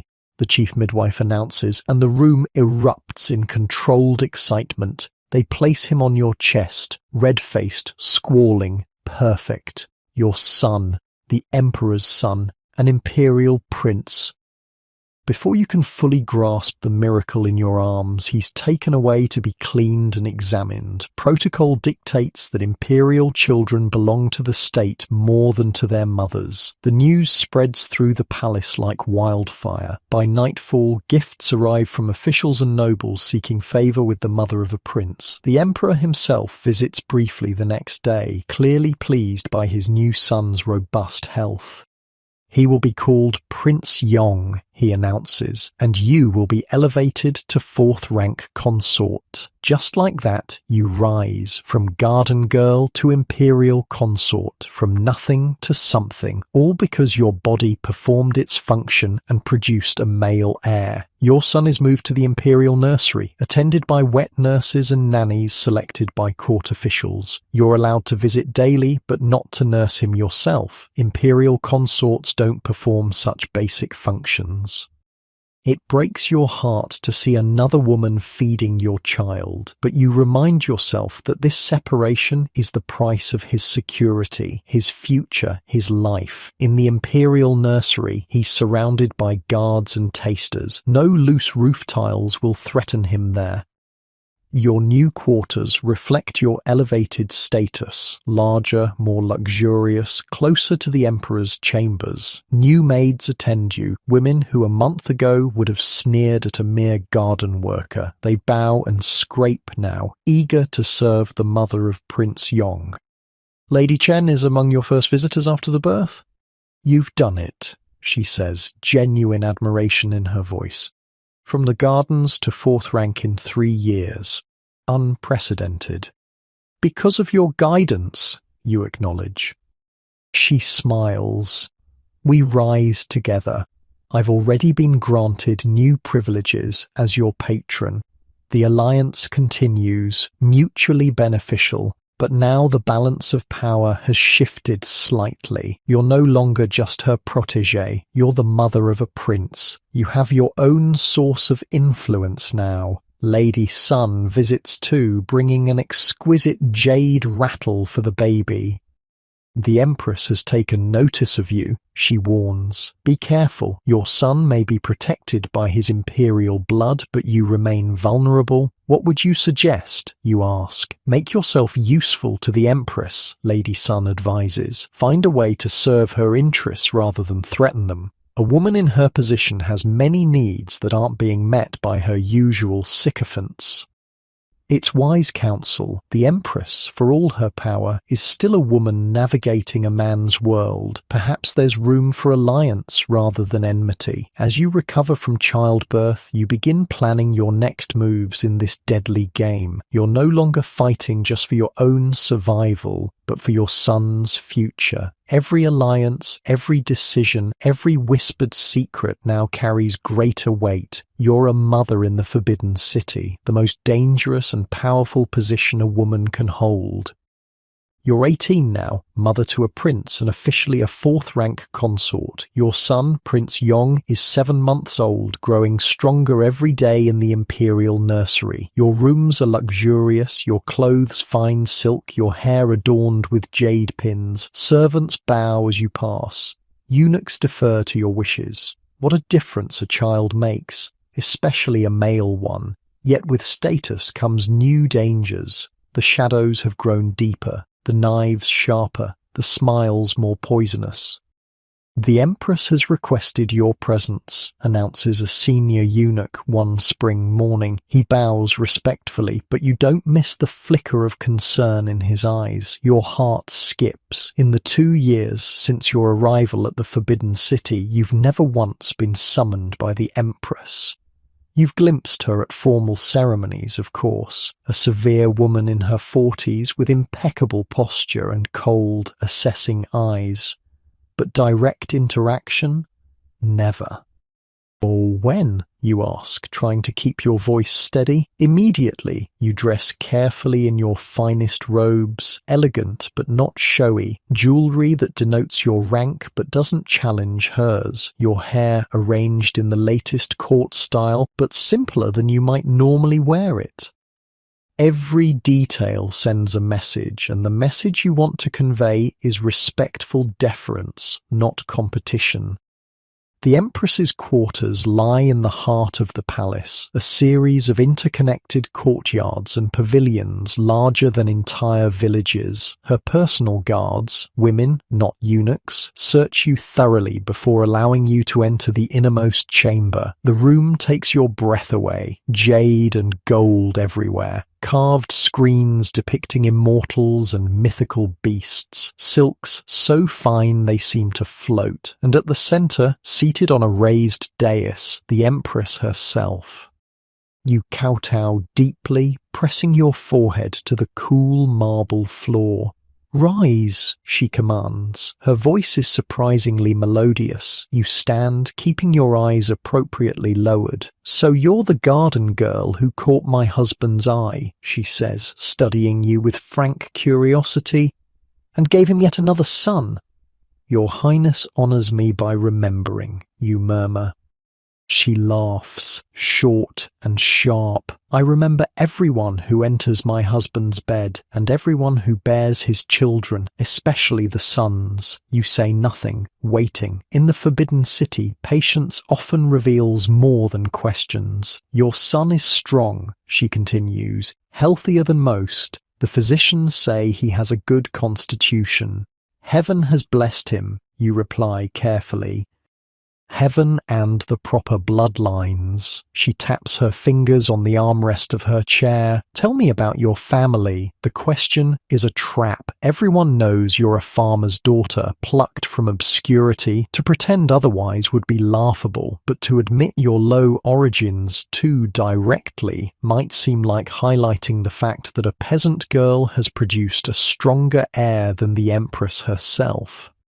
"My family served the soil, Your Highness, simple people who worked hard and honoured their ancestors. No notable bloodlines, no distinguished relatives. None that I know of, Your Highness." She nods, as if confirming something to herself. "And yet you've risen quickly here, 4th rank consort in just 3 years, with valuable alliances." So she knows about Lady Chen, Lady Sun, Lady Zhao. Of course she does. The Empress has spies everywhere. "I've been fortunate to receive guidance from those wiser than myself," you say. "Guidance," she repeats. "Yes, I suppose that's one word for it. Politics is another." She rises suddenly, moving to a window that overlooks a private garden. You remain standing, not daring to move without permission. "Do you know why I summoned you?" she asks without turning. "No, Your Highness." "Because I wanted to see if you're as clever as they say." Now she turns, fixing you with that penetrating gaze, "and whether you might be useful to me." The statement hangs in the air between you. The Empress, the most powerful woman in China, is suggesting an alliance, or at least an arrangement of mutual benefit. "How might I serve Your Highness?" you ask, choosing each word with care. "My son is delicate," she says bluntly. "The Crown Prince has always been sickly. His position is secure. He is the eldest after all. But there are those who whisper he may not be strong enough to rule when the time comes. You know the whispers she means. Everyone does. The Crown Prince is 15, but looks 12, thin and pale, prone to fevers and coughing fits. His brothers, including your own son, appear far healthier." "These whispers could become shouts," she continues, "especially if certain factions gain influence with the Emperor, factions that might prefer a more robust heir, like your son. The implication is clear. Some would prefer to see Prince Yong elevated over the Crown Prince." "I have no such ambitions for my son, Your Highness," you say truthfully. "Prince Yong will serve his elder brother loyally when the time comes." "More noble sentiments," she says, a hint of mockery in her voice. "But whether you harbour such ambitions doesn't matter. Others will harbour them for you. Already certain ministers are positioning themselves closer to you, sending gifts, paying compliments. Have you noticed?" You have. In recent months, court officials who once looked through you now seek your attention. Gifts arrive daily, not just for the baby, but for you. Invitations to poetry readings and music performances, subtle inquiries about your preferences, your opinions. "I've noticed some increased attention," you admit. Of course you have. You're not stupid. She returns to her seat. Here is what I propose. You will keep me informed of these approaches, who makes them, what they offer, what they seek in return. You will appear receptive but non-committal, and you will make it absolutely clear at every opportunity that Prince Yong is being raised to support his elder brother, not replace him. And in return, you dare to ask. She smiles, and for a moment you glimpse the beauty she must have been in her youth. In return, I ensure your son grows up safe and privileged, without the accidents that sometimes befall imperial children who become inconvenient. The threat is veiled but unmistakable. Cooperate, or your son might meet with misfortune. I understand, Your Highness, you say, bowing your head. I think you do. She gestures, dismissing you. You'll report to me monthly through my personal maid, Lotus. No one else, not even your allies Lady Chen and Lady Sun, need know of our arrangement. You bow deeply and back away as protocol demands. Just as you reach the door, her voice stops you. One more thing. The Emperor has been asking about you. It seems he finds your company refreshing. When he summons you next, remember where your true loyalties lie. The comment chills you. The Empress is warning you not to use the Emperor's favour against her interests. Not if you want your son to remain safe. You return to your quarters in a daze, mind racing. You've just been drawn into the highest level of palace politics. The Empress herself sees you as both useful and potentially dangerous. Lady Chen notices your distraction when she visits that afternoon for your regular game of Go. What troubles you? She asks, studying the board. You've made 3 careless moves already. You consider telling her about the Empress's summons, but something holds you back. The Empress explicitly told you not to share your arrangement with Lady Chen. Is it a test? Would the Empress's spies report back if you betrayed her confidence? Just tired, you lie. The baby was fussy last night. Lady Chen accepts this explanation, but her sharp eyes suggest she knows you're hiding something. Later that day, you visit the imperial nursery. Prince Yong recognizes you now, reaching his chubby arms toward you when you enter. The sight still makes your heart constrict with love and fear. In the Forbidden City, love is the most dangerous emotion of all. It gives others leverage. The wet nurse hands him over, and you hold him close, breathing in his sweet baby smell. Around you, nursemaids and guards maintain a respectful distance, but you know they watch and listen to everything. Your son received a gift today, says the head nursemaid, presenting a tiny jade pendant on a red silk cord from Minister Wu's household. Minister Wu, the Minister of Rights, one of the most powerful officials in court. Why would he send a gift directly to your infant son? A generous gesture, you say carefully. Has it been tested? Of course, it's quite safe. You examine the pendant, a dragon and phoenix in perfect detail, far too valuable for a simple gift of congratulations, especially 7 months after the birth. Send a suitable acknowledgement, you instruct, handing the pendant back. You don't want the valuable item near your son, no matter how many tests it's passed, and keep it with his other treasures, meaning locked away. That night, unable to sleep, you start a mental inventory of the political forces gathering around your son. Minister Wu represents the conservative faction, traditionalists who maintain strict Confucian values and resist foreign influence. By contrast, Minister Zhao, from the Board of Works, who sent an elaborate mechanical toy last week, leads the progressive faction that favours increased trade with outsiders. Both powerful, both suddenly interested in a 4th-rank consort's baby son. Then there are the military commanders. General Feng sent an exquisite miniature sword. Admiral Hong contributed a pearl said to protect from drowning. Even the chief eunuch, who officially serves the emperor but maintains his own power base, has shown unusual attention to Prince Yong's welfare. All because your son appears strong while the crown prince remains weak, all positioning themselves for future influence should succession become complicated.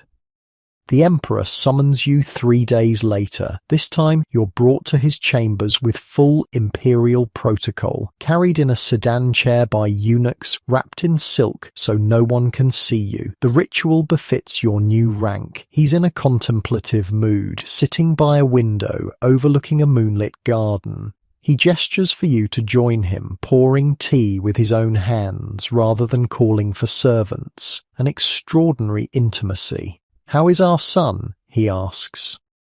"Strong and growing, Your Majesty. The physicians say he has your constitution." He nods, pleased. "And you? Are your new quarters satisfactory?" "More than satisfactory, Your Majesty. I am overwhelmed by your generosity." "Not generosity. You've earned your position." He sips his tea. "The Empress received you recently." "So he knows." "Of course he does. Just as the Empress knows when he summons you." "Yes, Your Majesty. She was most gracious." "What did you discuss?" Another test. The Emperor and Empress maintain separate courts, separate spheres of influence. What passes between them is often as formal and negotiated as relations between separate kingdoms. She spoke of Prince Yong's health, Your Majesty, and of her own son, the Crown Prince. "Nothing else?" His eyes sharpen. You hesitate, weighing risks. Lie to the Emperor and be caught? Tell the truth and betray the Empress's confidence? She suggested that certain factions might see Prince Yong as a rival to the Crown Prince, you say carefully. She wanted to ensure I understood this was not her view, nor would it be mine. The Emperor watches you, expression unreadable. Clever. You've told me the substance while maintaining her confidence. He sets down his teacup. The Empress is right to be concerned. The Crown Prince's position is secure by law and tradition, but not everyone respects such constraints. Your Majesty has many strong sons, you venture. Prince Yong will be proud to serve his elder brother when the time comes, as he should. The Emperor's gaze turns distant, but fate can be unpredictable. The strong sometimes falter, the weak sometimes find strength. A wise ruler prepares for all possibilities. What is he suggesting? That the Crown Prince might not inherit after all, that your son might be considered as an alternative? The thought both thrills and terrifies you. The best service I can offer Prince Yong is to raise him to be loyal to his father and brother, you say, threading the needle between the Emperor's implicit suggestion and the Empress's explicit warning. He smiles slightly. You navigate these waters well for one so new to them. I've had good teachers. Yes, Lady Chen has served you well, as has Lady Sun in her way. He shifts, his manner changing subtly. But tell me, what do you think of Minister Wu? So he's noticed the minister's interest in your son too. I don't know him well, Your Majesty. He sent generous gifts to Prince Yong. Wu seeks advantage wherever he can find it. He believes the old ways are best. Tradition, hierarchy, rigid adherence to ritual. His faction has been gaining influence. And you find this concerning, Your Majesty? The Emperor studies you for a long moment. I find it limiting. China must adapt to survive. The barbarians press at our borders. New ideas challenge old certainties. We cannot meet these challenges by looking only backward. You realize he's sharing political philosophy with you, something he'd normally discuss with ministers, not concubines. Your value to him is changing, evolving beyond the physical or even maternal. He sees you as someone he can talk to, someone with a mind worth engaging. Progress and tradition need not be enemies, you suggest carefully. The strongest tree bends with the wind, but keeps its roots deep in the soil. He looks pleased with the metaphor. Precisely. This is why I find your perspective valuable. You come from outside court circles, yet you understand their dynamics. You see with fresh eyes. The conversation continues, ranging from court politics to agricultural innovations to poetry. You tread carefully, offering thoughts without presumption, questions without challenging his authority. By the time he finally dismisses you, dawn is breaking over the palace roofs. As the eunuchs carry you back to your quarters, your mind spins with implications. The emperor sees you as more than just Prince Yong's mother. The empress views you as both a tool and a potential threat. Ministers and officials circle like hungry wolves, looking for advantage through your son. Your position has never been more secure or more precarious. Over the following months, you navigate these treacherous waters with increasing skill. You report to the Empress as agreed, sharing information about ministerial approaches without revealing your conversations with the Emperor. You receive gifts and overtures from officials without committing to any faction. You maintain your alliances with Lady Chen and Lady Sun, whose knowledge of court intrigue helps you anticipate dangers.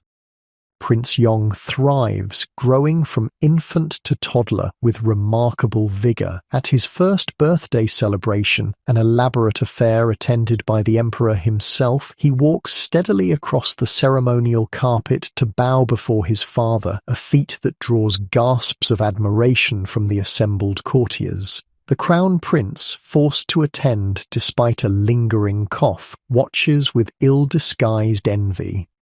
Your son's obvious health and vitality make him increasingly valuable as a political piece, and increasingly vulnerable to those who might see him as a threat. You double the guards around his nursery. You install your own food tasters alongside the imperial ones.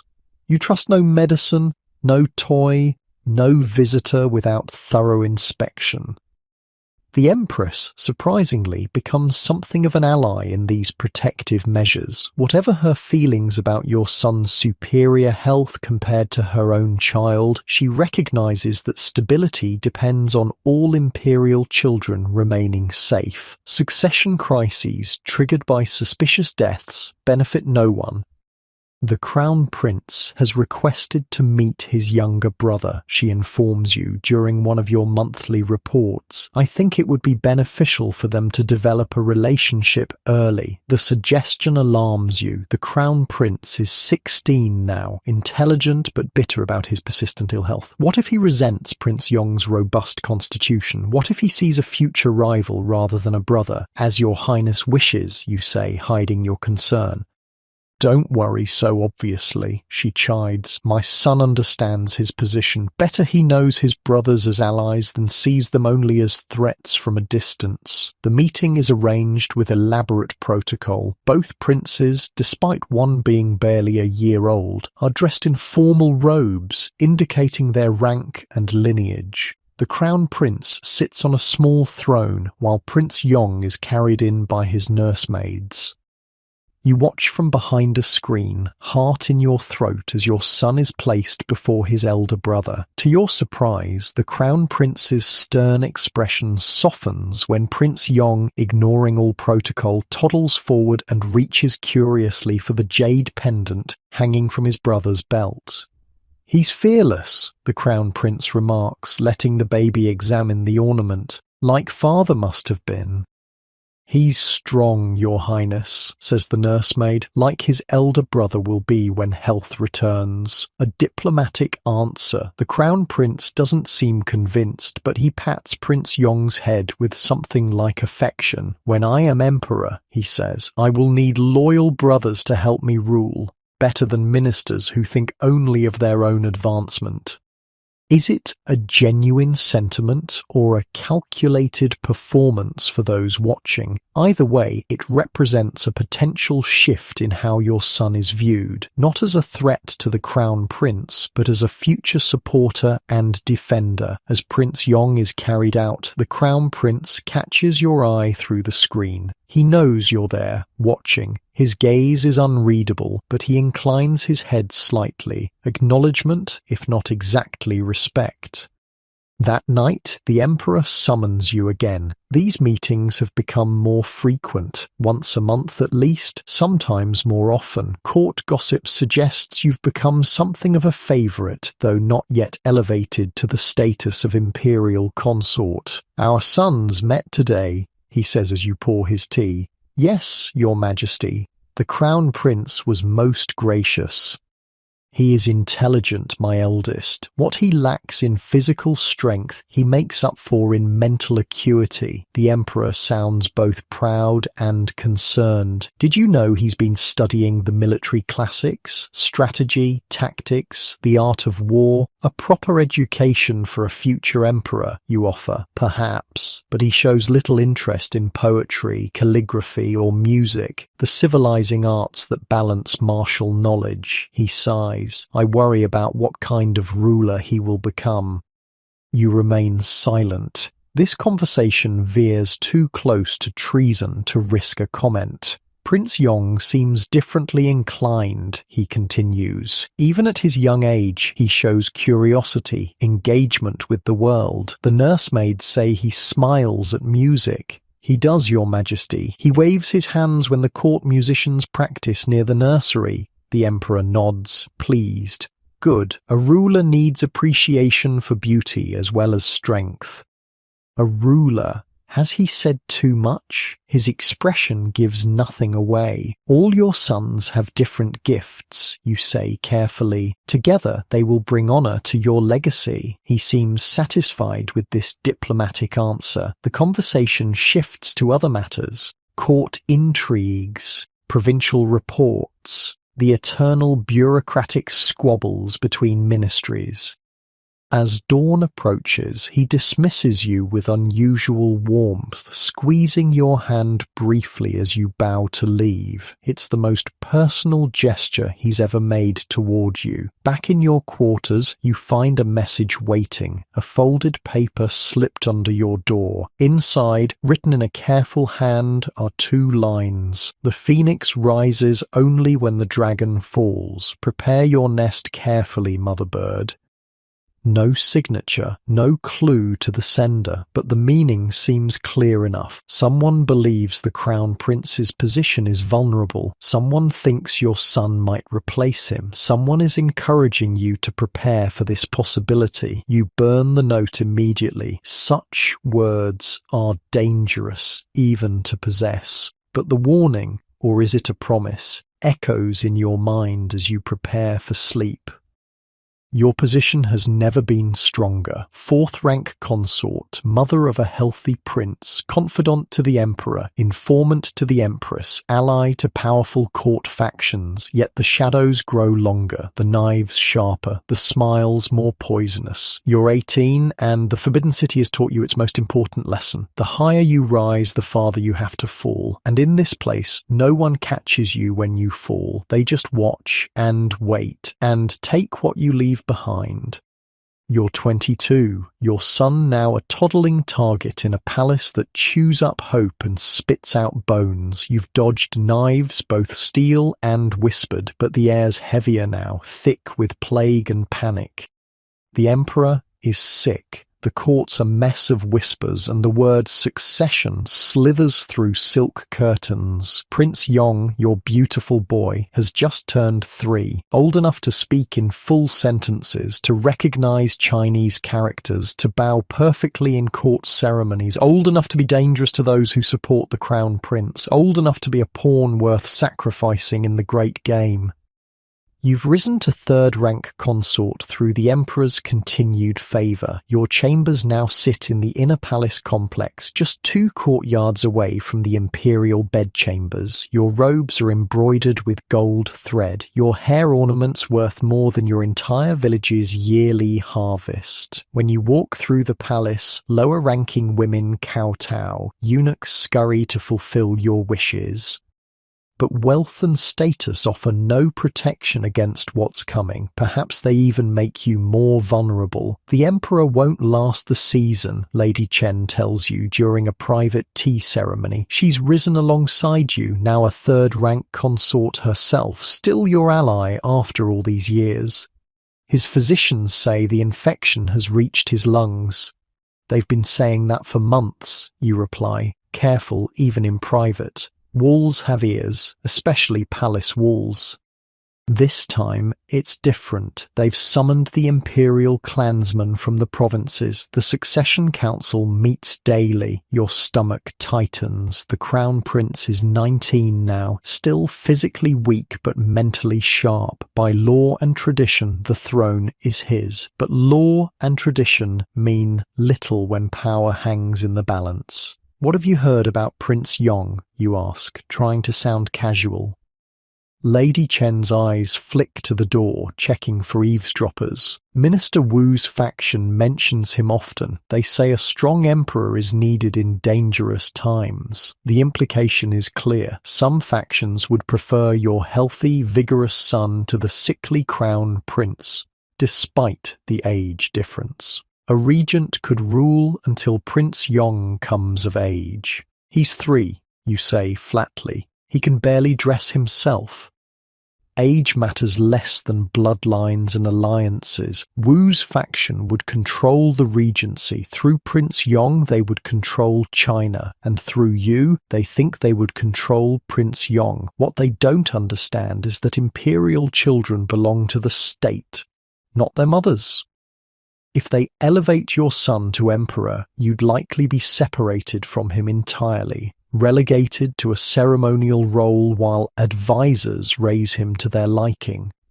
The crown prince is the rightful heir, you say firmly. Lady Chen studies you over her teacup. You sound like the empress. The empress understands stability. A succession crisis benefits no one except those who wish to seize power for themselves. The conversation shifts to safer topics, but the warning lingers. Your son has become the centre of a dangerous political calculus, with your own position hanging in the balance. That night, a palace maid delivers a message, not written, too dangerous for that, but whispered directly in your ear. The Empress requests your presence at the hour of the rat. Come alone, tell no one. Midnight. The palace sleeps, or pretends to. You slip through dark corridors, accompanied by a single trusted maid who waits outside while you enter the Empress's inner chambers. The room is dimly lit by a single oil lamp. The Empress sits behind a screen, her figure a shadow against the translucent paper. Even in private, certain protocols must be maintained. The Emperor will die within the week, she says, without preamble. The court physicians have told me confidentially, you kowtow, stunned by the bluntness of her statement. Rise, she commands. We have little time for formalities. What do you know of Minister Wu's plans? Only rumours, Your Highness. They speak of the need for a strong emperor. They speak of your son. The Empress's voice is tight with controlled anger. They have approached General Feng and the provincial governors. They seek military support for a regency council. Prince Yong is 3 years old, you say, echoing your earlier conversation with Lady Chen. He cannot rule. Of course not. Wu would rule through him, and to secure their position they would first need to remove the crown prince. A cold fear grips you. Remove can only mean one thing. My son is the rightful heir. The Empress continues. The ministers may not love him, but the common people respect tradition. Civil war benefits no one. What would you have me do, Your Highness?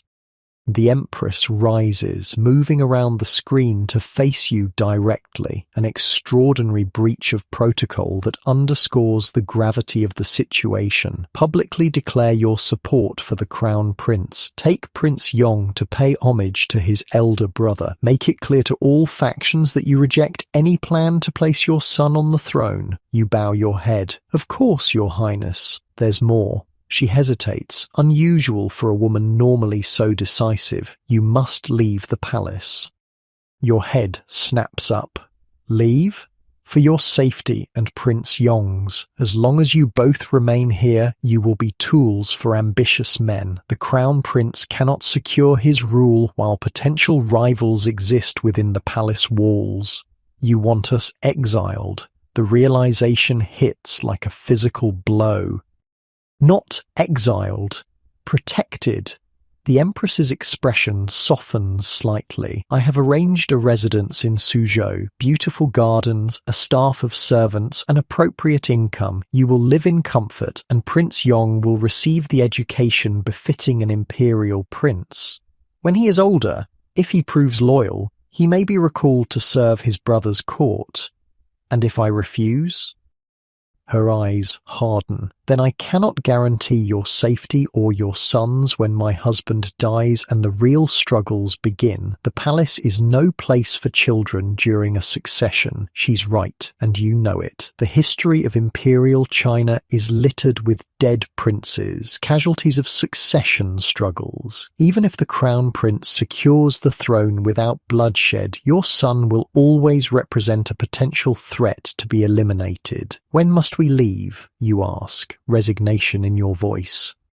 Tomorrow night. Tell no one, not even Lady Chen, especially not Lady Chen. The warning surprises you. Lady Chen has been your ally for years. You think she would betray me? I think her survival depends on maintaining relationships with multiple factions. She cannot afford to be associated with someone who defies Minister Wu's plans.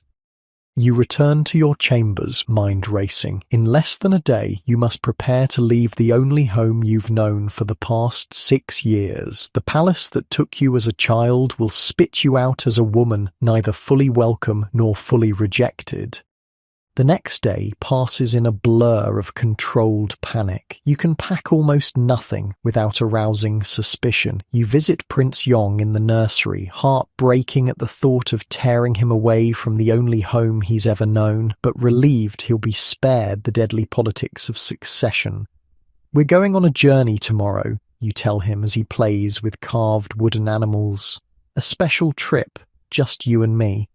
Will father come? He asks, his innocent question a dagger to your heart.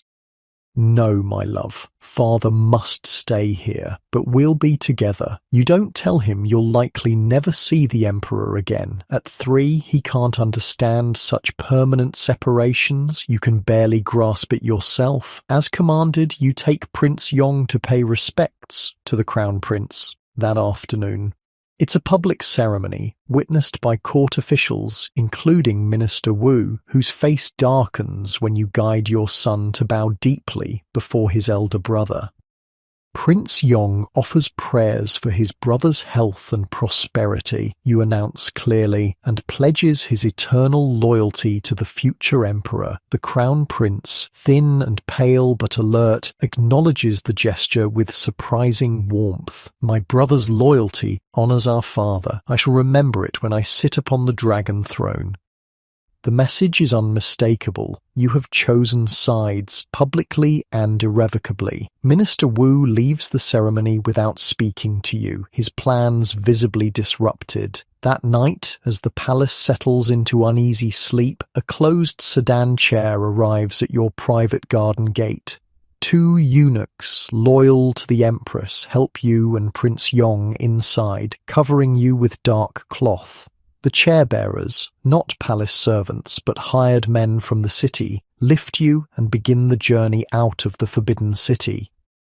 The gates open silently. guards bribed or loyal to the empress stepping aside. For the first time in 6 years, you pass beyond the red walls that have been both prison and protection. The journey to Suzhou takes 2 weeks. You travel with a small escort. The story is that you're a wealthy merchant's widow returning to her hometown. Prince Yong, bewildered by the sudden changes, alternates between excitement at seeing the outside world and tantrums demanding to return to his familiar nursery.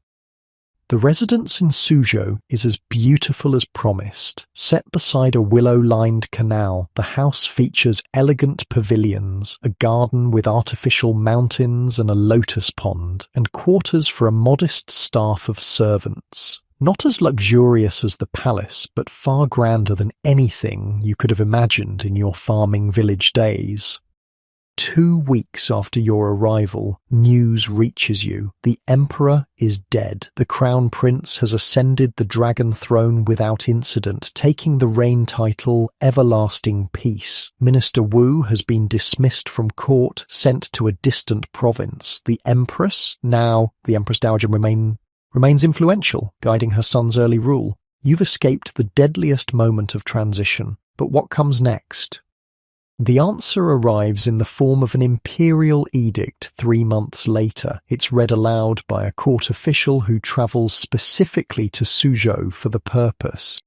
By heaven's mandate, the emperor decrees, Prince Yong shall henceforth be known as the Duke of Peaceful Loyalty, holding lands in Jiangnan province. His mother, the imperial consort, shall be designated the Lady of Tranquil Virtue. They shall maintain their residence in Suzhou, receiving appropriate stipends and honours. The Duke shall be educated in classics, military arts and administration, preparing him for future service to the throne. The message is clear. You haven't been forgotten, but you won't be returning to court. Your son has been given a noble title rather than remaining a prince, a demotion wrapped in an honour, removing him from the imperial succession while providing him a dignified position. It's the best outcome you could have hoped for. Your son will live. You will live. You'll have wealth, comfort, and a measure of freedom unknown within palace walls.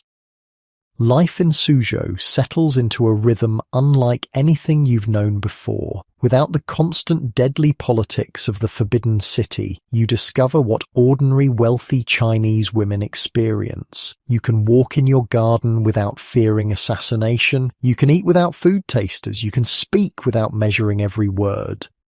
Prince Yong, now the young Duke, thrives in this environment. Tutors come to instruct him in calligraphy, classics, mathematics, and martial arts. He grows tall and strong, his father's son in physique if not in future.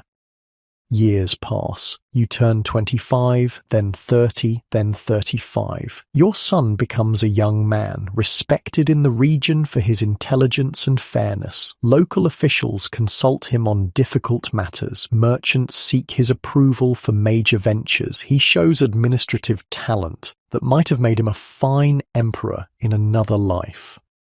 Occasionally, news comes from the capital. The emperor, your son's half-brother, has consolidated power. The Empress Dowager has retired to a Buddhist temple. Lady Chen eventually fell from favour, though rumours suggest she lives comfortably in a country estate rather than suffering execution. The palace politics that once consumed your every waking thought now seem distant, almost trivial. You realise the enormity of what you escaped, not just death or disgrace, but a lifetime of artificial constraints, of never feeling safe, of seeing your son used as a political tool until he was either broken by the system or corrupted by it. On your 40th birthday, a surprise visitor arrives, a palace eunuch, aged now but still recognizable as one who served the old empress. He brings gifts and a letter written in the Empress Dowager's own hand. You chose wisely, she writes. The palace consumed those who remained. Your son lives. Mine rules, but never sleeps peacefully. Perhaps you found the better path. It's as close to an admission of envy as you'll ever receive from the woman who was once the most powerful female in China. That night, sitting in your garden pavilion watching fireflies dance over the lotus pond, your son joins you. He's 21 now, recently married to the daughter of a respected scholar official family. The match was based on compatibility rather than politics, another freedom you'd never have had in the palace. "Do you ever regret leaving?" he asks suddenly. "The palace, I mean, the power you had there." You consider the question carefully. "I regret leaving certain people, Lady Chen, Lady Sun, even Lady Zhao, who helped us survive. But the palace itself? No, it was beautiful and terrible, like living inside a tiger's mouth. Magnificent, but always one moment from being devoured. I might have been emperor," he muses, a rare acknowledgement of the path not taken. "You might have been dead," you correct gently. "Few imperial sons survived succession struggles intact. Instead, I'm a minor noble in a provincial city. You're alive, free to make your own choices, to marry for compatibility rather than alliance, to walk in gardens without armed guards, to eat without fear of poison." You take his hand. "I was sold to the palace at 12. I never had choices. You do." He smiles, squeezing your hand. Freedom instead of power. An unusual choice in our history. Perhaps that's why we're still here to discuss it. Later, as you prepare for sleep in your comfortable chamber, a room that's truly yours, not assigned based on imperial favour, you reflect on the journey that brought you here. From a farmer's daughter to imperial consort to provincial noblewoman, from terrified child to political survivor to something approaching contentment. The path makes no sense from the outside, following neither fairy tale narratives of triumph nor tragic arcs of destruction. Instead, it's messier, more human. You survived, you protected your child, you found a way to live with dignity beyond the gilded cage that nearly consumed you. Perhaps that's the reality of a concubine's life, not the romantic fantasies of imperial favour, nor the simplistic tales of victimhood, but the complex navigation of impossibly constrained choices, the constant calculations of survival, the rare opportunities seized when possible, the wisdom to know when to advance and when to retreat. As you drift towards sleep, more comfortable in your provincial bed than you ever were on imperial silk, you think of all the women still trapped in the forbidden city's harem, hundreds of concubines competing for favour that's always temporary, status that's always conditional, power that's never truly their own. You escaped, not perfectly, not without cost, but enough to build something real from the ruins of those impossible constraints. In the quiet darkness of a Suzhou night, far from the palace intrigues that once defined your existence, you realize you found something few imperial consorts ever discover. Not just survival, but peace. And in the end, that might be the greatest victory of all. And with that, close your eyes and drift off to sleep.